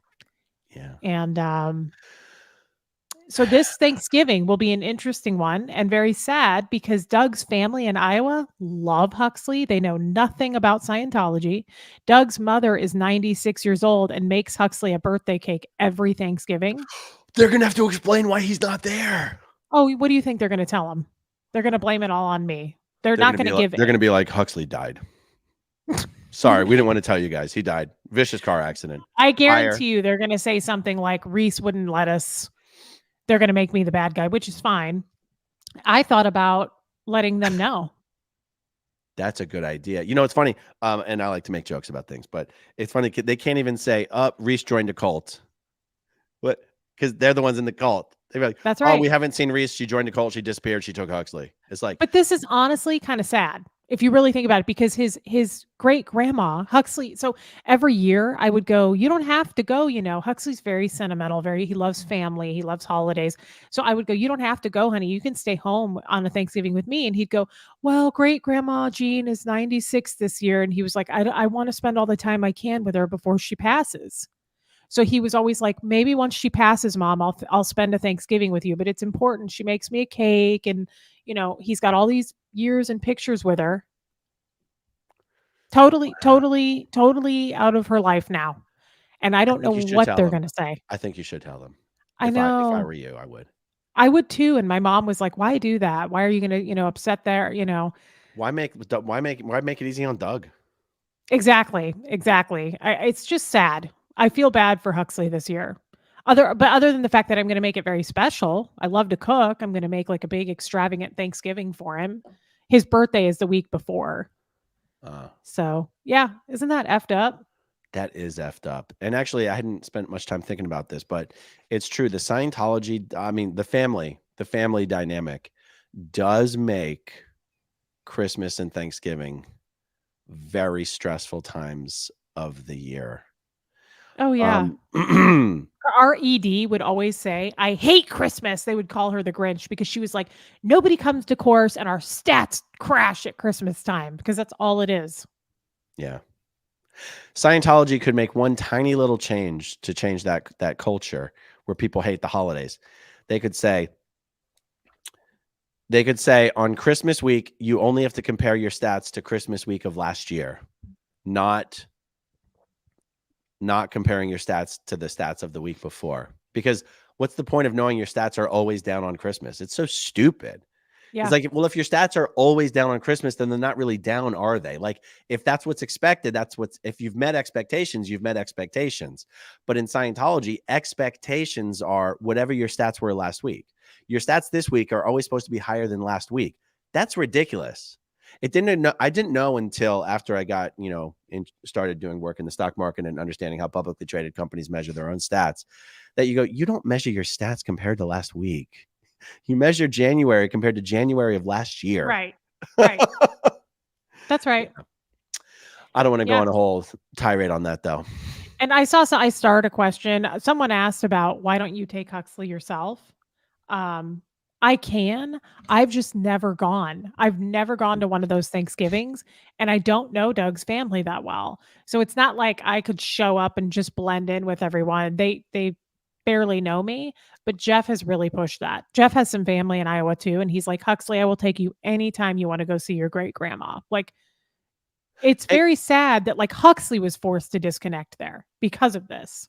Yeah, I mean, if you really wanted to rub it in, you could just show up to Thanksgiving dinner with Huxley. I mean, you could tell the family in advance, but not tell Doug. But I have a feeling Doug has already third-partied me to his family. Like, I'm sure it's been he's probably planted some kind of a seed. Like, she won't allow. I'm sure it's like going to be some weird story where they're going to be like, we didn't bring him because this year she won't allow it, or something weird. Yeah, probably, because that's the path of least resistance for Doug. Yeah. I have I don't even have a lot of phone numbers, but I do have one phone number, and I thought about giving my mom, and I talked about it, and I was like, should I call? Or I thought about sending a card and just saying, we're sorry that Huxley won't be there this year, and explain why, so that way whatever Doug gives them, they're going to go, wait, what is this card though? That doesn't jive with your story. I think that is a really good idea. Yeah. Yeah. So shitty though. So shitty to do that to a kid. Totally. But I am All right. excited to have my first Thanksgiving with my child. Nice. Very nice. Red Tar for me asks, why hasn't Miscavige just created, for example, pull shiz out of his arse for OT9 and 15 as a ploy to scheme the money from members? Simple answer. If he gave everyone what they were waiting for, he would have nothing to dangle in front of their faces. Also, it would be pretty hard to come up with something that would meet the expectations of having waited 40 years for it. Yeah. But I don't know that that's the biggest barrier. The biggest barrier is he would lose the main tool that he uses to manipulate and control all these people by no longer having some big secret carrot to dangle in front of their faces. Like whatever he releases, people are going to be, phenomenally disappointed with. It will result in some mass exodus from Scientology. And yeah, some people will stick around, but Miscavige knows the orgs are already empty. If he were to release an OT9 and 10 that couldn't possibly live up to the expectations, all the OT7s and 8s would leave. Yes. Or a lot of them would leave. Yes. So. Totally. Roxanne Christinger. Hi, Osa. Giving my money to SPTV and not Scientology. Forgot to include this in my last one. It's very nice, Roxanne. That is nice. Cody Max says, oh my God, we have a lot of super chats in the queue. Well, that's nice of people. And I don't have anywhere to be, but this queue is probably just going to keep getting longer. So I'm going to move through these a bit quickly here. Okay. Sound good? The time track seems to like an insidious way to provide infinite excuses when someone suggests the tech doesn't work. So many layers of deception. You're totally right, Cody. Like if I want to interrogate, if you're a Scientologist and I want to interrogate you and I'm like, have you been sent here as a plant for the CIA? And the meter's basically says yes. I can keep interrogating you even if it's insane because you can just come up with answers from your previous lives, So it provides infinite excuses for a lot of things. Jacob Harkey. Hope you're staying safe from Adalia. Will you be in Los Angeles for the Danny Masterson sentencing? I'm thinking that his sentencing could be one of the last nails in the coffin before an obstruction of justice indictment is unsealed. Yes, Clearwater managed to not actually, no, the beach got screwed, but I live about 100 feet above sea level, about a few miles east of the beach, and we're totally fine. Nothing happened. I will be in LA next week for Danny Masterson's sentencing, and I totally agree with you on the obstruction of justice indictment possibility. Absolutely. What is Scientology's deals with acronyms? Reese, do you think this might have just come from L. Ron Hubbard's time in the Navy where they, the military has all their own acronyms as well? Like, I think so. It must be, right? I think so. Yeah. That's my guess. Joni says, love the hats. Aaron, did you grow your hair? You look like the Billy Ray Cyrus singing Achy Breaky Heart. Yeah, that's why my name on the screen says Billy Ray. The hats are amazing, says Andrea Malloy. Eat something, Reese. I want to see some heads explode. Wow. Let's see. Yeah. That was 7:05. That was 30 minutes ago. I think she said that before we even talked about it. Yeah. No, my people get it. JK in Toronto. Comic-Con, when is SPTV Con? I want to go to there. One of these days, we might do something like that. That would be cool. I would totally go to that. Andy says, Aaron looks like a member of Creedence Clearwater Revival. Reese's lifetime member of Narconon. Reese is a lifetime member of Narconon. Is that a joke from one of your streams? No, I'm just wondering, what does that mean? Because I look like a drug addict in this hat. Actually, that's a really funny. That's a good premise. People are like, I'm a lifetime member of the International Association of Scientologists. You're like, I'm a lifetime member of Narconon. That's a great. Actually, Liz Gale I'm an should do something with addict. that because Liz's book is like Confessions of a former Scientology pothead. She could be like, "Yeah, I'm a lifetime member of Narconon." Totally. In and out for life. Ashley Patterson. I know this is out of the blue, but was the movie Matrix based on Scientology? I know a lot of Scientologists think that it was. They do. Ashley, you got to look on my channel. Just Google Scientology and the Matrix. I think that's the name of the video on my channel. And I actually go step by step in all the ways Scientology thinks the Matrix is pretty much Scientology. Nicole the Kiwi. Reese, missed your girl. XX. Guys, the hats are on point and are so badass. Keep it up. Yeah. I want to Nicole. have a whole collection of silly hats that we do. I would love to do that. We need to get more silly hats. Yeah. Speaking of silly hats, John Sostovsky says, at least they don't surveil Uranus. Well, not that we know of. You know, Scientology's hidden cameras can pop up anywhere. You know what I'm saying? I'm going to get some more of that fudge, John. It's changed my whole life. Caught up, but the 1.5 speed was so funny. I bet. I listen to like everything on 1.5 or 2x speed these days on YouTube. You told me that. I need to try it.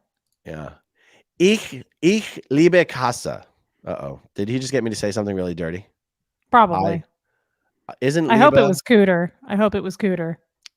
Uh-oh, I just went full screen. Is that just me or does everyone? Okay. No, Ich liebe Casa. And I don't even know if I'm saying that word right, but okay. Kathy asked Reese, how did the caseworker at the hospital able to keep from reporting the Dano incident? Aaron, the hair is everything. Kathy, because I never talked about it. I did not report Dan when I went to the hospital. That would have been insane to tell on Dan because I would have been really paying a big price for that. Yeah. So I didn't. I just gave my symptoms when I went to the hospital. I didn't say this guy did this. I would have never ever done that. Absolutely. Lethander Grauklinger says, you called me. I'm here. Mm-hmm. We did. Hats. Is this a German thing? Tolly Hute. I don't know how to say that. I also don't know if it's German. It's got to be German, right? It sounds German. Damn it. I don't know the right pronunciation of those vowels. Sorry. Tolle Hute is how I'd like to pretend it's said. Let's see. Joni Cummings. Just let the both of you know, this flying monkey came late. Just wanted to send some love. I love Joni. Joni is always here, and she's always awesome to have in the chat. Thank you for the super chats, Joni. Oh, y'all ain't right. I packed my fudge, Uranus fudge, on the way. Well, I hope it's on the way to me because Aaron doesn't appreciate it. Oh, I appreciate a good fudge. Yeah, but do you? Yeah, I won't buy it, but if someone brings that anywhere in my vicinity, gobble, gobble, gobble. Okay, well, send me some too. Need backup. Danger Man 5. What is the justification for the confidentiality of the OT levels? This is very different to other religions. Well, what would you say, Reese? I mean, it's hard. I don't know what to say because we've talked about this. There's so many weird things that we do know about, like me coming from ICE, being dumped here. Like there's so many kooky things that to me, it's like, why is that even confidential? Once you hear about body thetans and Xenu, that just kind of sounds like another day at the office in Scientology anyway. It's totally true. So, I mean, the stated justification is that if you are exposed to that material before your case is prepared for it, you can get pneumonia and die. And yet the justification is sort of rendered null and void when you realize that if you read L. Ron Hubbard's fictional book called Revolt in the Stars, it's basically the OT3 story. And you're like, wait, why is it okay to expose people to the information if you're not telling them it's the information? Right. But it's life-threatening if you expose someone to the information and tell them it is the information. It doesn't make any damn sense. Especially because all the OT8s are like, do your basics. There's a ton of OT data on the basics. Yeah. And you're like, the OT data that will kill me or the OT data that won't kill me? Right. You know. Evan Mogan, does Scientology... do the Church of Scientology aliens talk to the UAPs? The UAPs is like the new UFO. It's unidentified aerial phenomena. No, so Scientologists would believe that the UAPs are the Scientology aliens, right? That L. Ron Hubbard said the aliens are not your friends. Scientologists believe in the UFOs. They believe in the aliens, and they believe they are the bad guys. They are the our captors, Evil intentions. our They have prison, evil our prison guard. intentions. Yeah, totes. Mhm. Okay. Is Jimena? Is it Jimena or Zimina? I want to say Jimena. I always say Zamina. Zamina. I don't know. Zamina? All right, we'll go with Zamina. Because like X is like Xavier. So is it just like you pronounce it like Zamima? But she's from Mexico, and Mexico doesn't have an X sound, really. Not really. Okay, well then you would know. I mean, even the X in Mexico is pronounced Mexico. So this is Jimena. Okay. Oh, that's probably right. Yeah. That's my Mexico math work at work there. Don't pay attention to the trolls. I need that wish list link, please. Love the hats, by the way. There you go. I don't know how to put it on there. You can put a link to anything in your video descriptions. You know I what know, I'm but saying? I don't know how. Oh, I'll show you how. But I'm going to do what I did last night because people asked me for it in the chat, guys. So I'm going to go ahead and just link it in the chat for you. Yeah. You could really use some of that candy corn. Also the cinnamon bears. Oh boy. Let's see. They already demonetized this video, and I'm not sure if it's because of the video that we played or because of our filthy, dirty mouths. What are you talking about? The one we're doing now? Yeah, I checked. They've already demonetized it on my channel, at least. I just put it in the chat.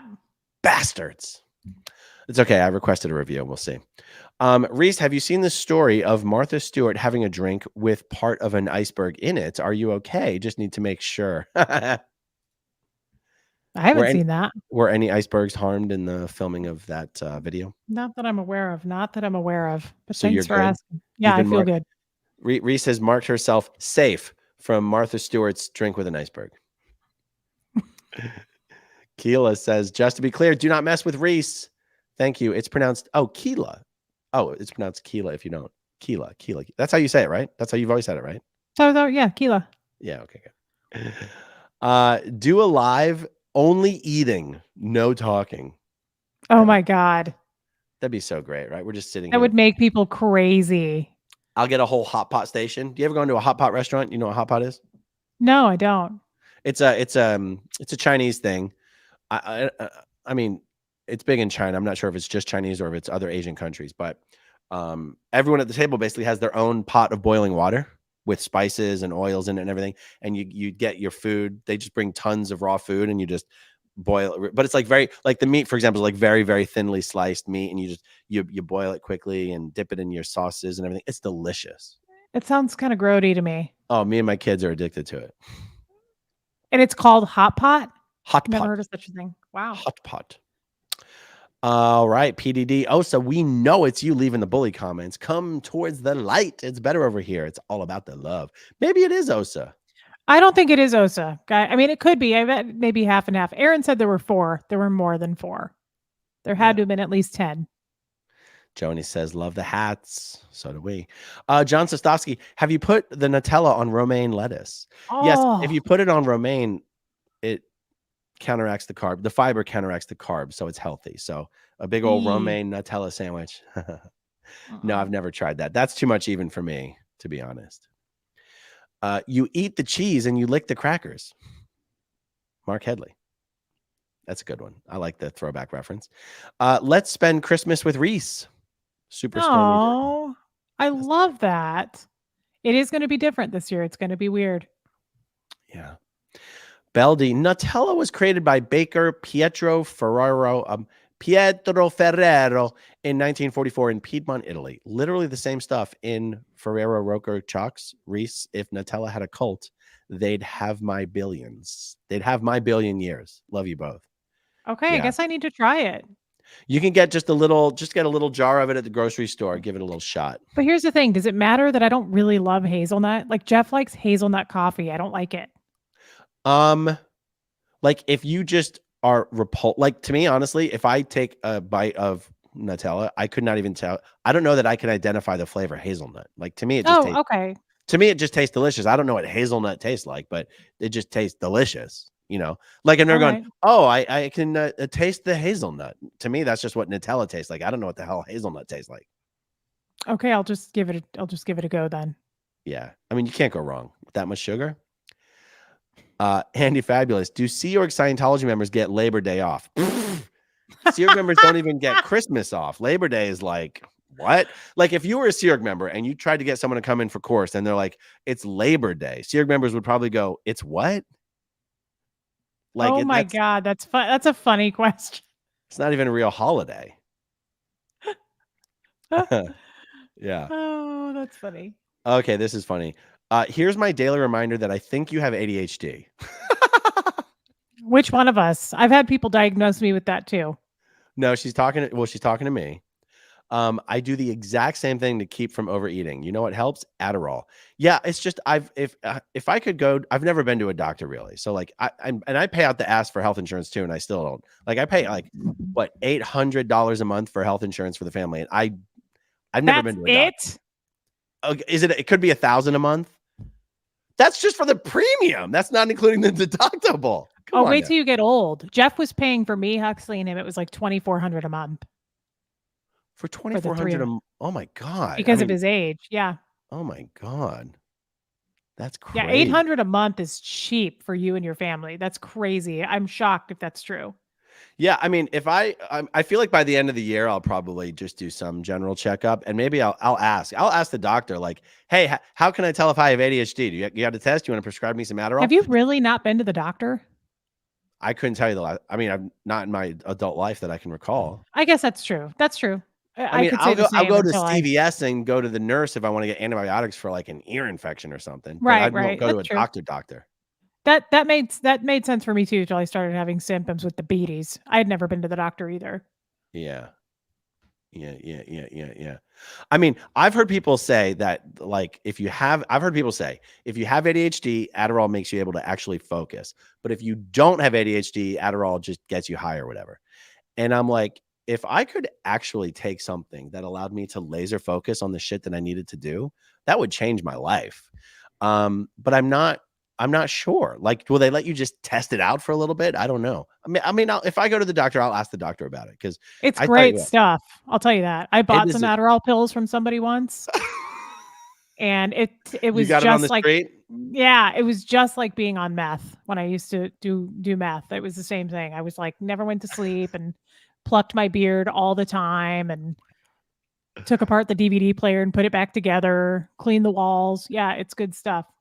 See, but it's weird because I don't need something that makes me more hyper. Like I have this weird combination of being very sort of hyper and like kind of like my mind is always racing, but then also not being able to truly focus on things I know I need to focus on.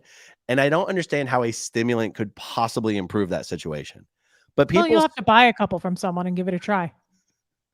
I guess so. Yeah. If you got a hookup, let me know. Yeah. It's good stuff. Rose K, just turn up with Huxley. F them.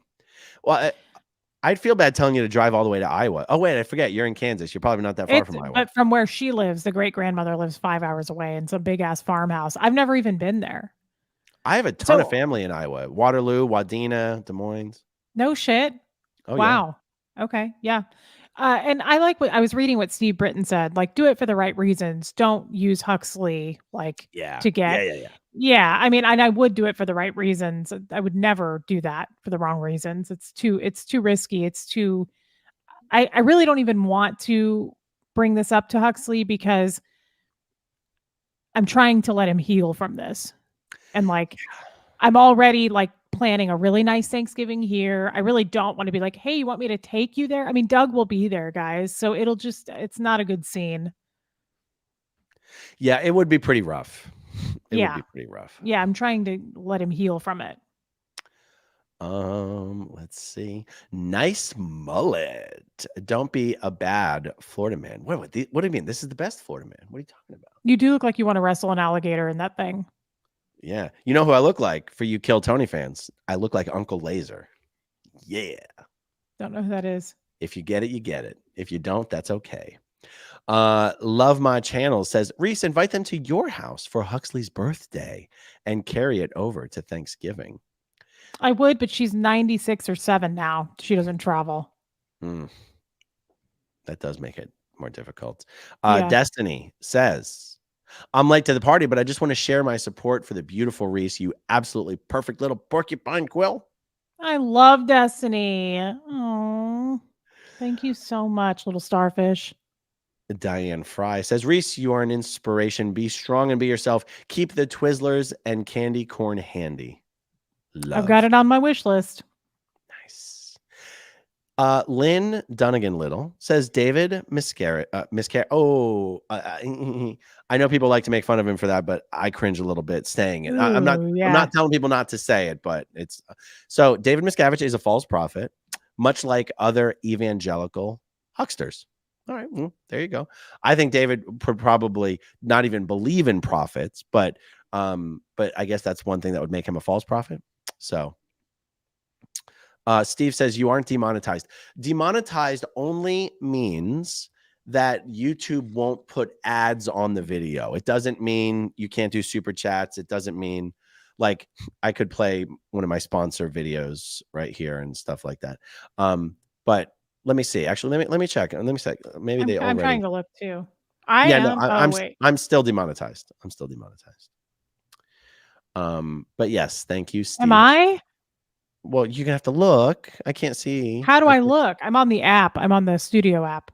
Pull up content and then live and then just refresh. Oh, I see.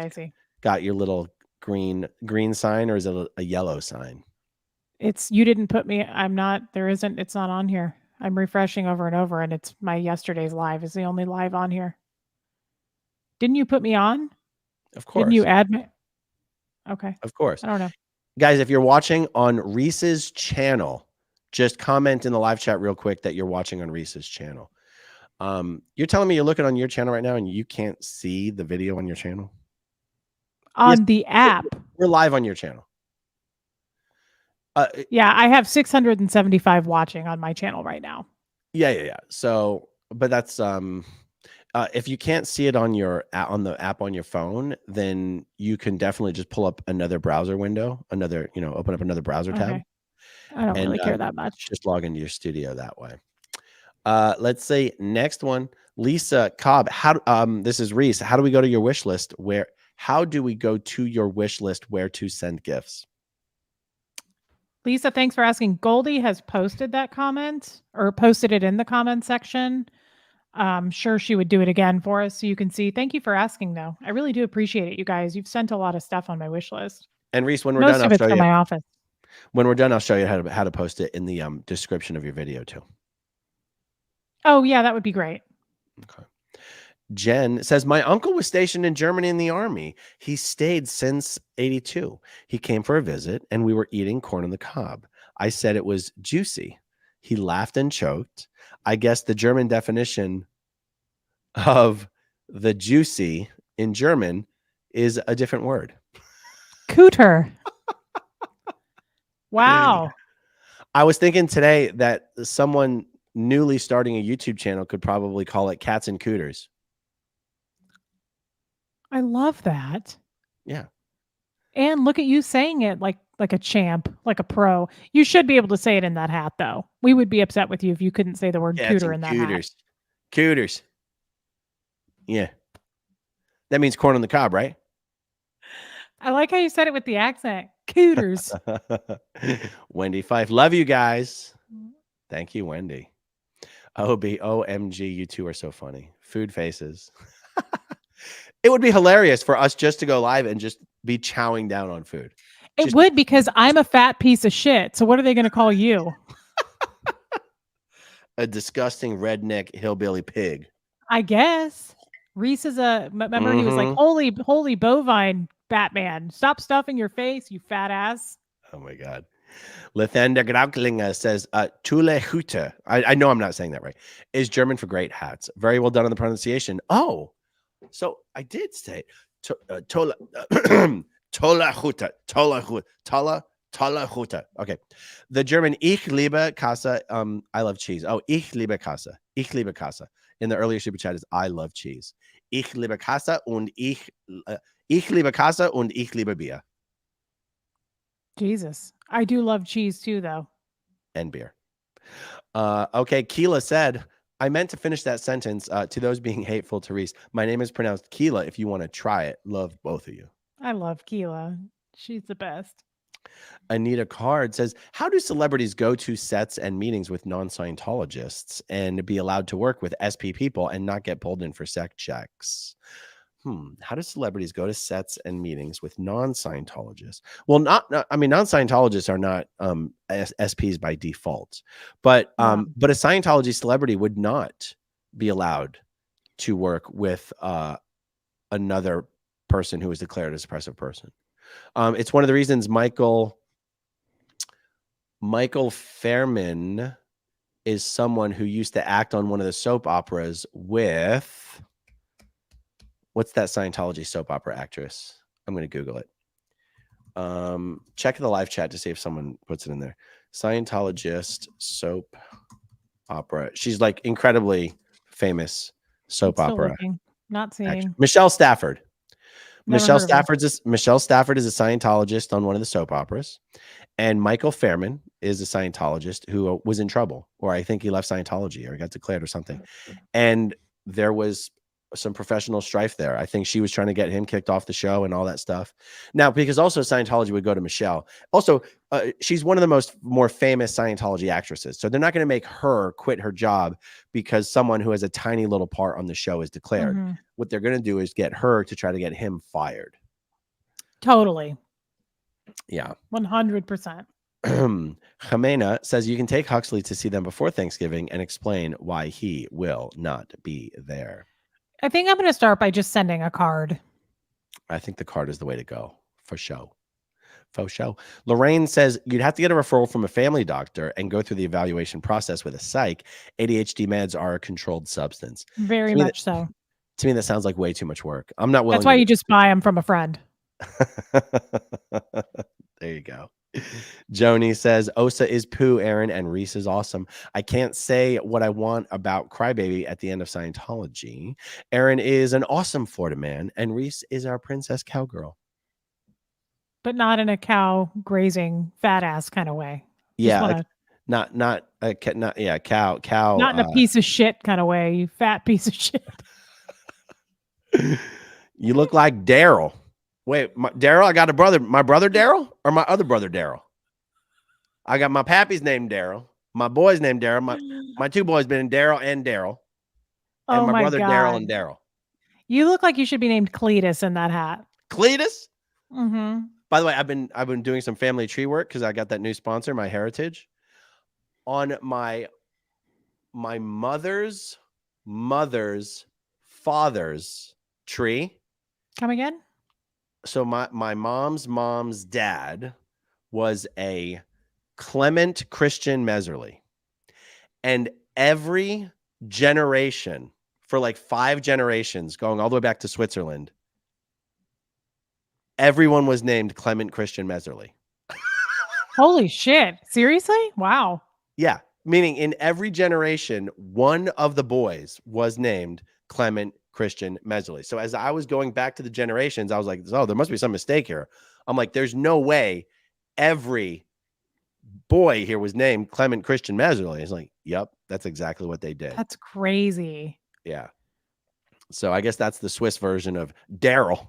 Everyone's a Daryl. Daryl Jr., Daryl Jr. Jr., Daryl Jr. the third. Daryl. Reese, you could send a little Thanksgiving gift, dessert, flowers, etc. with a note. Sorry, Huxley couldn't come since Doug disconnected, but you are thinking of them. Let Doug explain. Yeah. I mean, you said, I'm really sorry that Doug disconnected from Huxley is like, ooh, that's good stuff.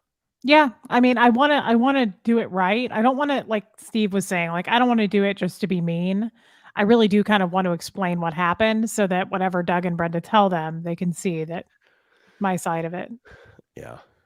Lynn Rucker asks, have the other SPTV members seen your hats? I'm sure Mark and Claire would love them and even get some for themselves. They've seen them now. They should get some. All right, let's see. Betsy. I would say this Betsy. I would say the C is silent. Betsy. Otherwise, it would be Bet Kasu. This can't be Or a real name, right? Betsy Sue. Oh, is this like that game show, like where you read the license plates or some shit? Honestly, I don't know what you're talking about, but I read it as Betsy Sue. Betsy Sue. Wow. I mean, it sounds better than Bet Kasu. What were you saying? I think it's Betsu. Betsu? All right. I mean, like I Everybody guess is the saying question is Betsy Sue. Betsy Sue. But you see, yeah, but that can't be how her name is really spelled, though. No, she's just being fun. Okay, all right, Like your hat. Like your all hat. right. I Lisa Dunnigan Little says, Lynn, my wife apologizes for the DM name. Oh, it was an autocorrect. She didn't see before sending. Oh, I get it. She meant Miscavige. It autocorrected to the other word. I get it. That makes sense, actually. No Oh, need to okay. apologize. That's No need to okay. apologize. That's okay. I understand now. I understand. Yeah, it did seem a little out of character with the rest of the Yeah. comment. Yeah. Yeah, that makes sense. My phone will do that too sometimes. Loretto Laceo. Laseo? I don't know. Laseo, maybe. So Huxley won't spend the holiday with his family for the first time. Well, Reese is his family. Yeah, he did actually come out of this fat piece of shit's uterus. Sadly, he left all of his stuff in it. That's what I tell him all the time. I'm like, Huxley, you left all your shit. You left your refrigerator and your couch in there, and that's why I'm still fat. Oh my goodness. No, he will be spending it with me for the first time, Loretto, which is exciting. But yeah, it's this is it, guys. This is a true story of how Scientology rips families apart. So yes, for the first time, we are breaking tradition. Was it Thanksgiving or Christmas that Doug would take him to Iowa? Thanksgiving. Okay. So, okay. Yeah. I'm actually, it's impressive to me that a kid Huxley's age or any kid, particularly cared or valued that experience. Like I want to give him props. Like I don't think so unusual like that. Yeah. He is so sentimental. He has saved every single card any family member's ever given him. He saves them in a box. Oh my God. Yeah, he's always been like an old man. I mean, he gets up at 5 every morning, he showers, he makes his own breakfast before school. The kid is like an old person. He is just very into routines, but he loves holidays and he loves family. He loves tradition. Have you ever caught him outside yelling at the kids, telling them to get off the lawn? Never. I don't even think he has any friends his age.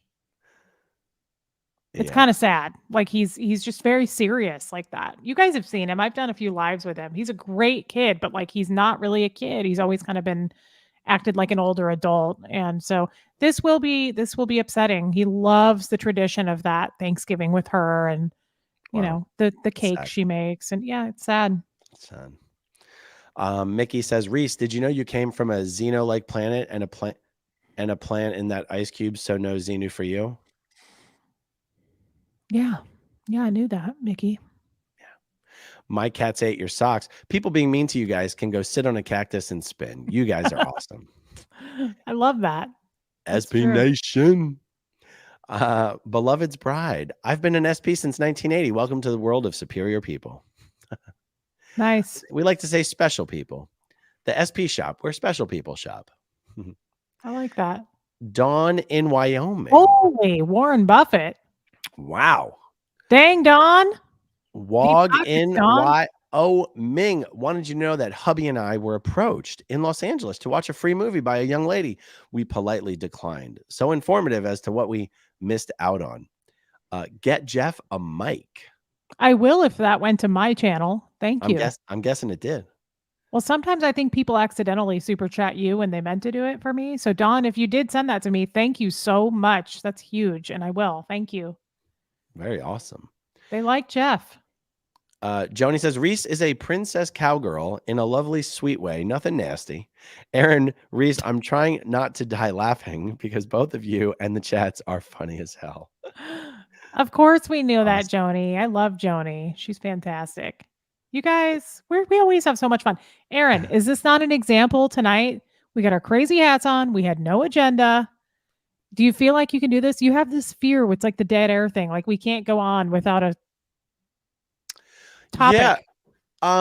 Yeah, no, Look it's how many people interesting. are in here. There's 25 people, 2,500 people in here. Oh yeah. No, it's good. I guess it's just the first time we've ever done it. That's all. I think it's Oh, I don't great. think so. I think we've done quite a few. Didn't the night we drank? Just going. We didn't have any. No, I know, but that was sort of that was the gimmick that night. Is we were gonna.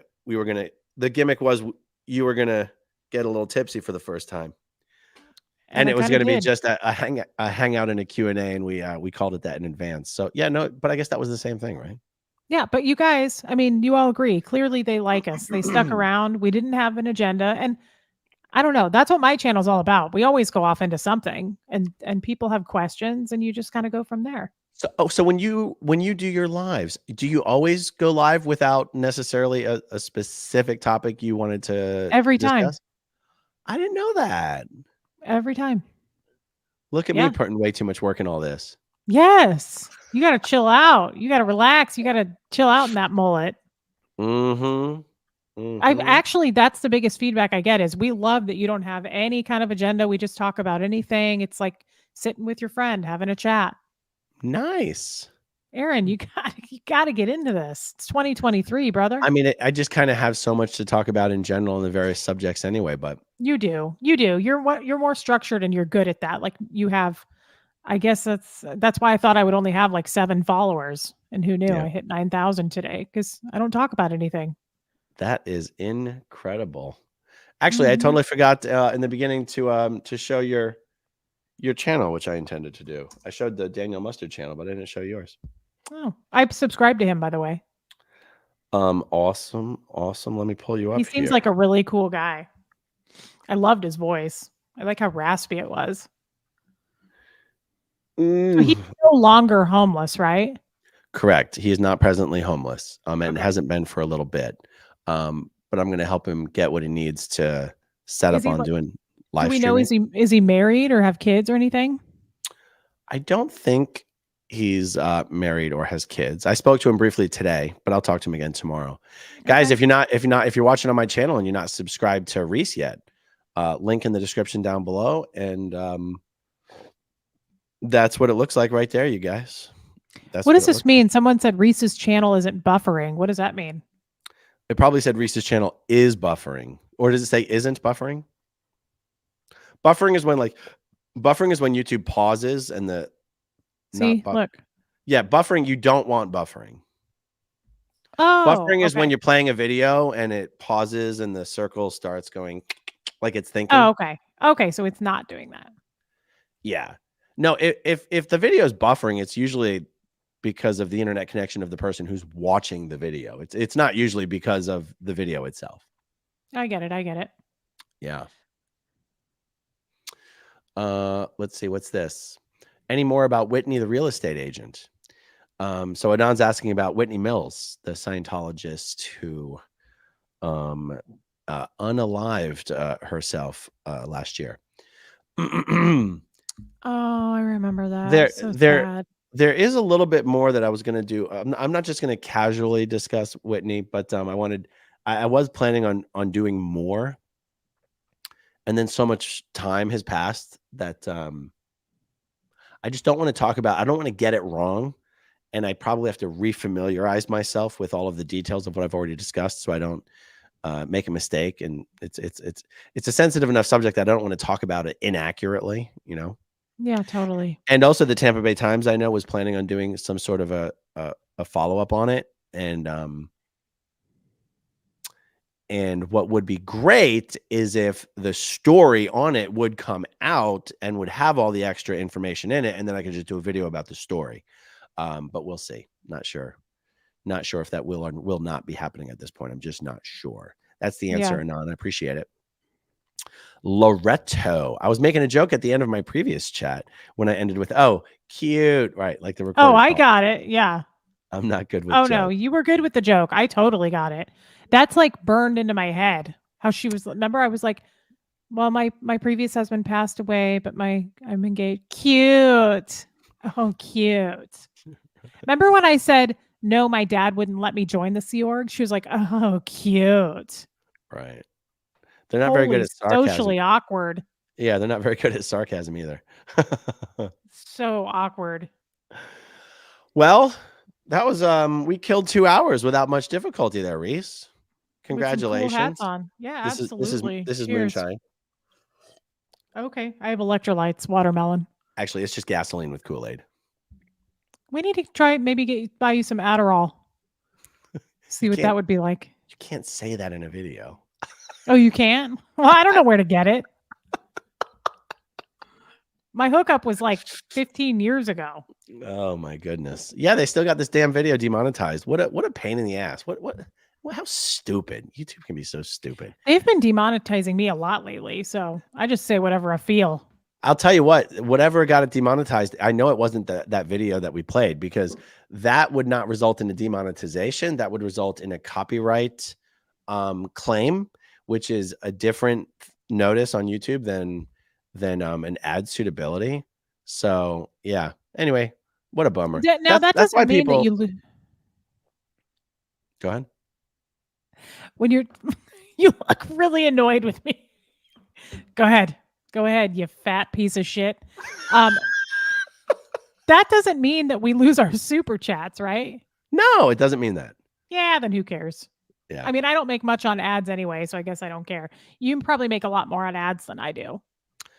Does YouTube tell you? Have you looked at what it should tell you? Your breakdown of how much of your YouTube revenue comes from ads versus things like super Oh chats. yeah, we talked about that the other day. Did you ever Honestly, look at Aaron, the number though? not really, and I'm not here for the money. I'm here for the candy corn on my wish list. Yeah. Well, 80% of my YouTube money comes from ads. The ads that Google puts in the videos. Wow. Okay, yeah, I'll get there someday. Yeah. Oh, someone says get a sponsor. I've got 3 sponsors with a 4th on the way. Maybe they're talking to you. That would be amazing. I'd love to get a sponsor. I was wanting to do something with fax machines. unless this comment wasn't referring to like an advertising sponsor, it was referring to something else. I don't know. What does this mean? Winstead and Gates for the win. What does that mean? Winsteads and Gates are local places in Kansas City. Gates barbecue sucks, in my opinion. It's way too fatty, but a lot of people like it. Someone said Smokehouse earlier. I love Smokehouse and Jack Stack. That's where I'm at. Yeah. Mm-hmm. We have good barbecue here, and I'm not even much of a meat eater, but it is good. Yeah. Oh, an AA sponsor. Oh, it maybe that's in order to get the Adderall. Hold on. Someone said, oh, will they tell you why they demonetize you? No, that's the shitty thing about YouTube. Not only will they not tell you why they demonetize you, they won't even tell you at what point in the video. They won't even give you a timestamp. Between this timestamp and this timestamp, we detected content that did not conform to the advertiser-friendly guidelines. You would think that a platform as sophisticated or an algorithm as sophisticated as YouTube, that if they're going to ding you, they could at least tell you, if they don't want to tell you what, they could at least tell you when. And they don't even do that. It's truly incredible. It is. It's dumb. And I want to say it's not fair. Fair is not even the right word. It's not even sensible. It's nonsensical. That's so true. You'd think for their own purposes, they would want people to really get very, lasered in on what's allowed and what's not allowed. And you think they would want you to know somewhere in here, we detected something that we don't like.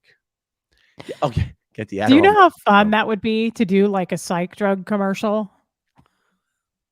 I've never seen psych drugs promoted on YouTube. I haven't either, but it would be kind of neat. Yeah. Be really, really getting them. Yeah. Oh, what's this? Secret says, I would love to tell my story when I got the same survey cycle with the Sea Org members' weird chats. I totally know what Reese passed through the call. Secret, what would be even better is if you, I guess I don't know if you're declared. Did Secret say earlier if he was declared or not?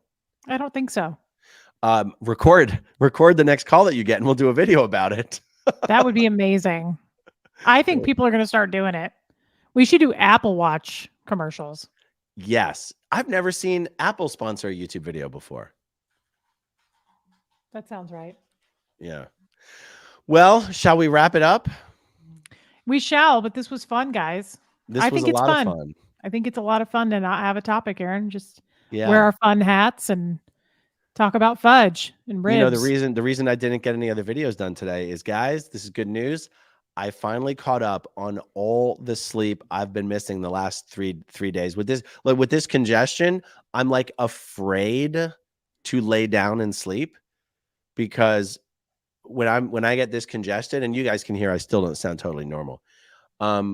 Once I wake up, it's like that scene in The Abyss where Ed Harris comes, in The Abyss, they did the deep sea diving, right? And this was fictional in the movie, but they would inhale a liquid that somehow allowed them to breathe under deep pressure.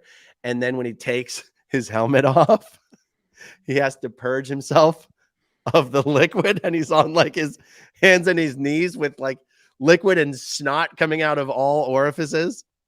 That's really So- gross. That's what I'm like when I wake up after sleeping with a congestion related illness. And so I'm terrified to lay down and fall asleep. So the last 3 or 4 nights I've had like 2 hours of sleep, 3 hours of sleep, 4 hours of sleep. Anyway, last night I caught up on all that sleep. That's good because you actually do sound a lot better today. Oh, that's good. I feel Yeah. much better today. Yeah, you do. That's what I mean, really. I believe in a lot of sleep when you're sick. Like I tend to feel better when I get a lot of sleep. Yeah. I feel mucho más mejor. Okay. There you go. Guys, this has been a lot of fun. Thank you for hanging out with us this evening. As always. As always. That's Thanks to right. everyone who watches until the very end. Night, guys. Talk to you soon. You hear? Okay, if you want to see my rock and roll songs, click right on this guitar. And if you want to see a different one of my videos,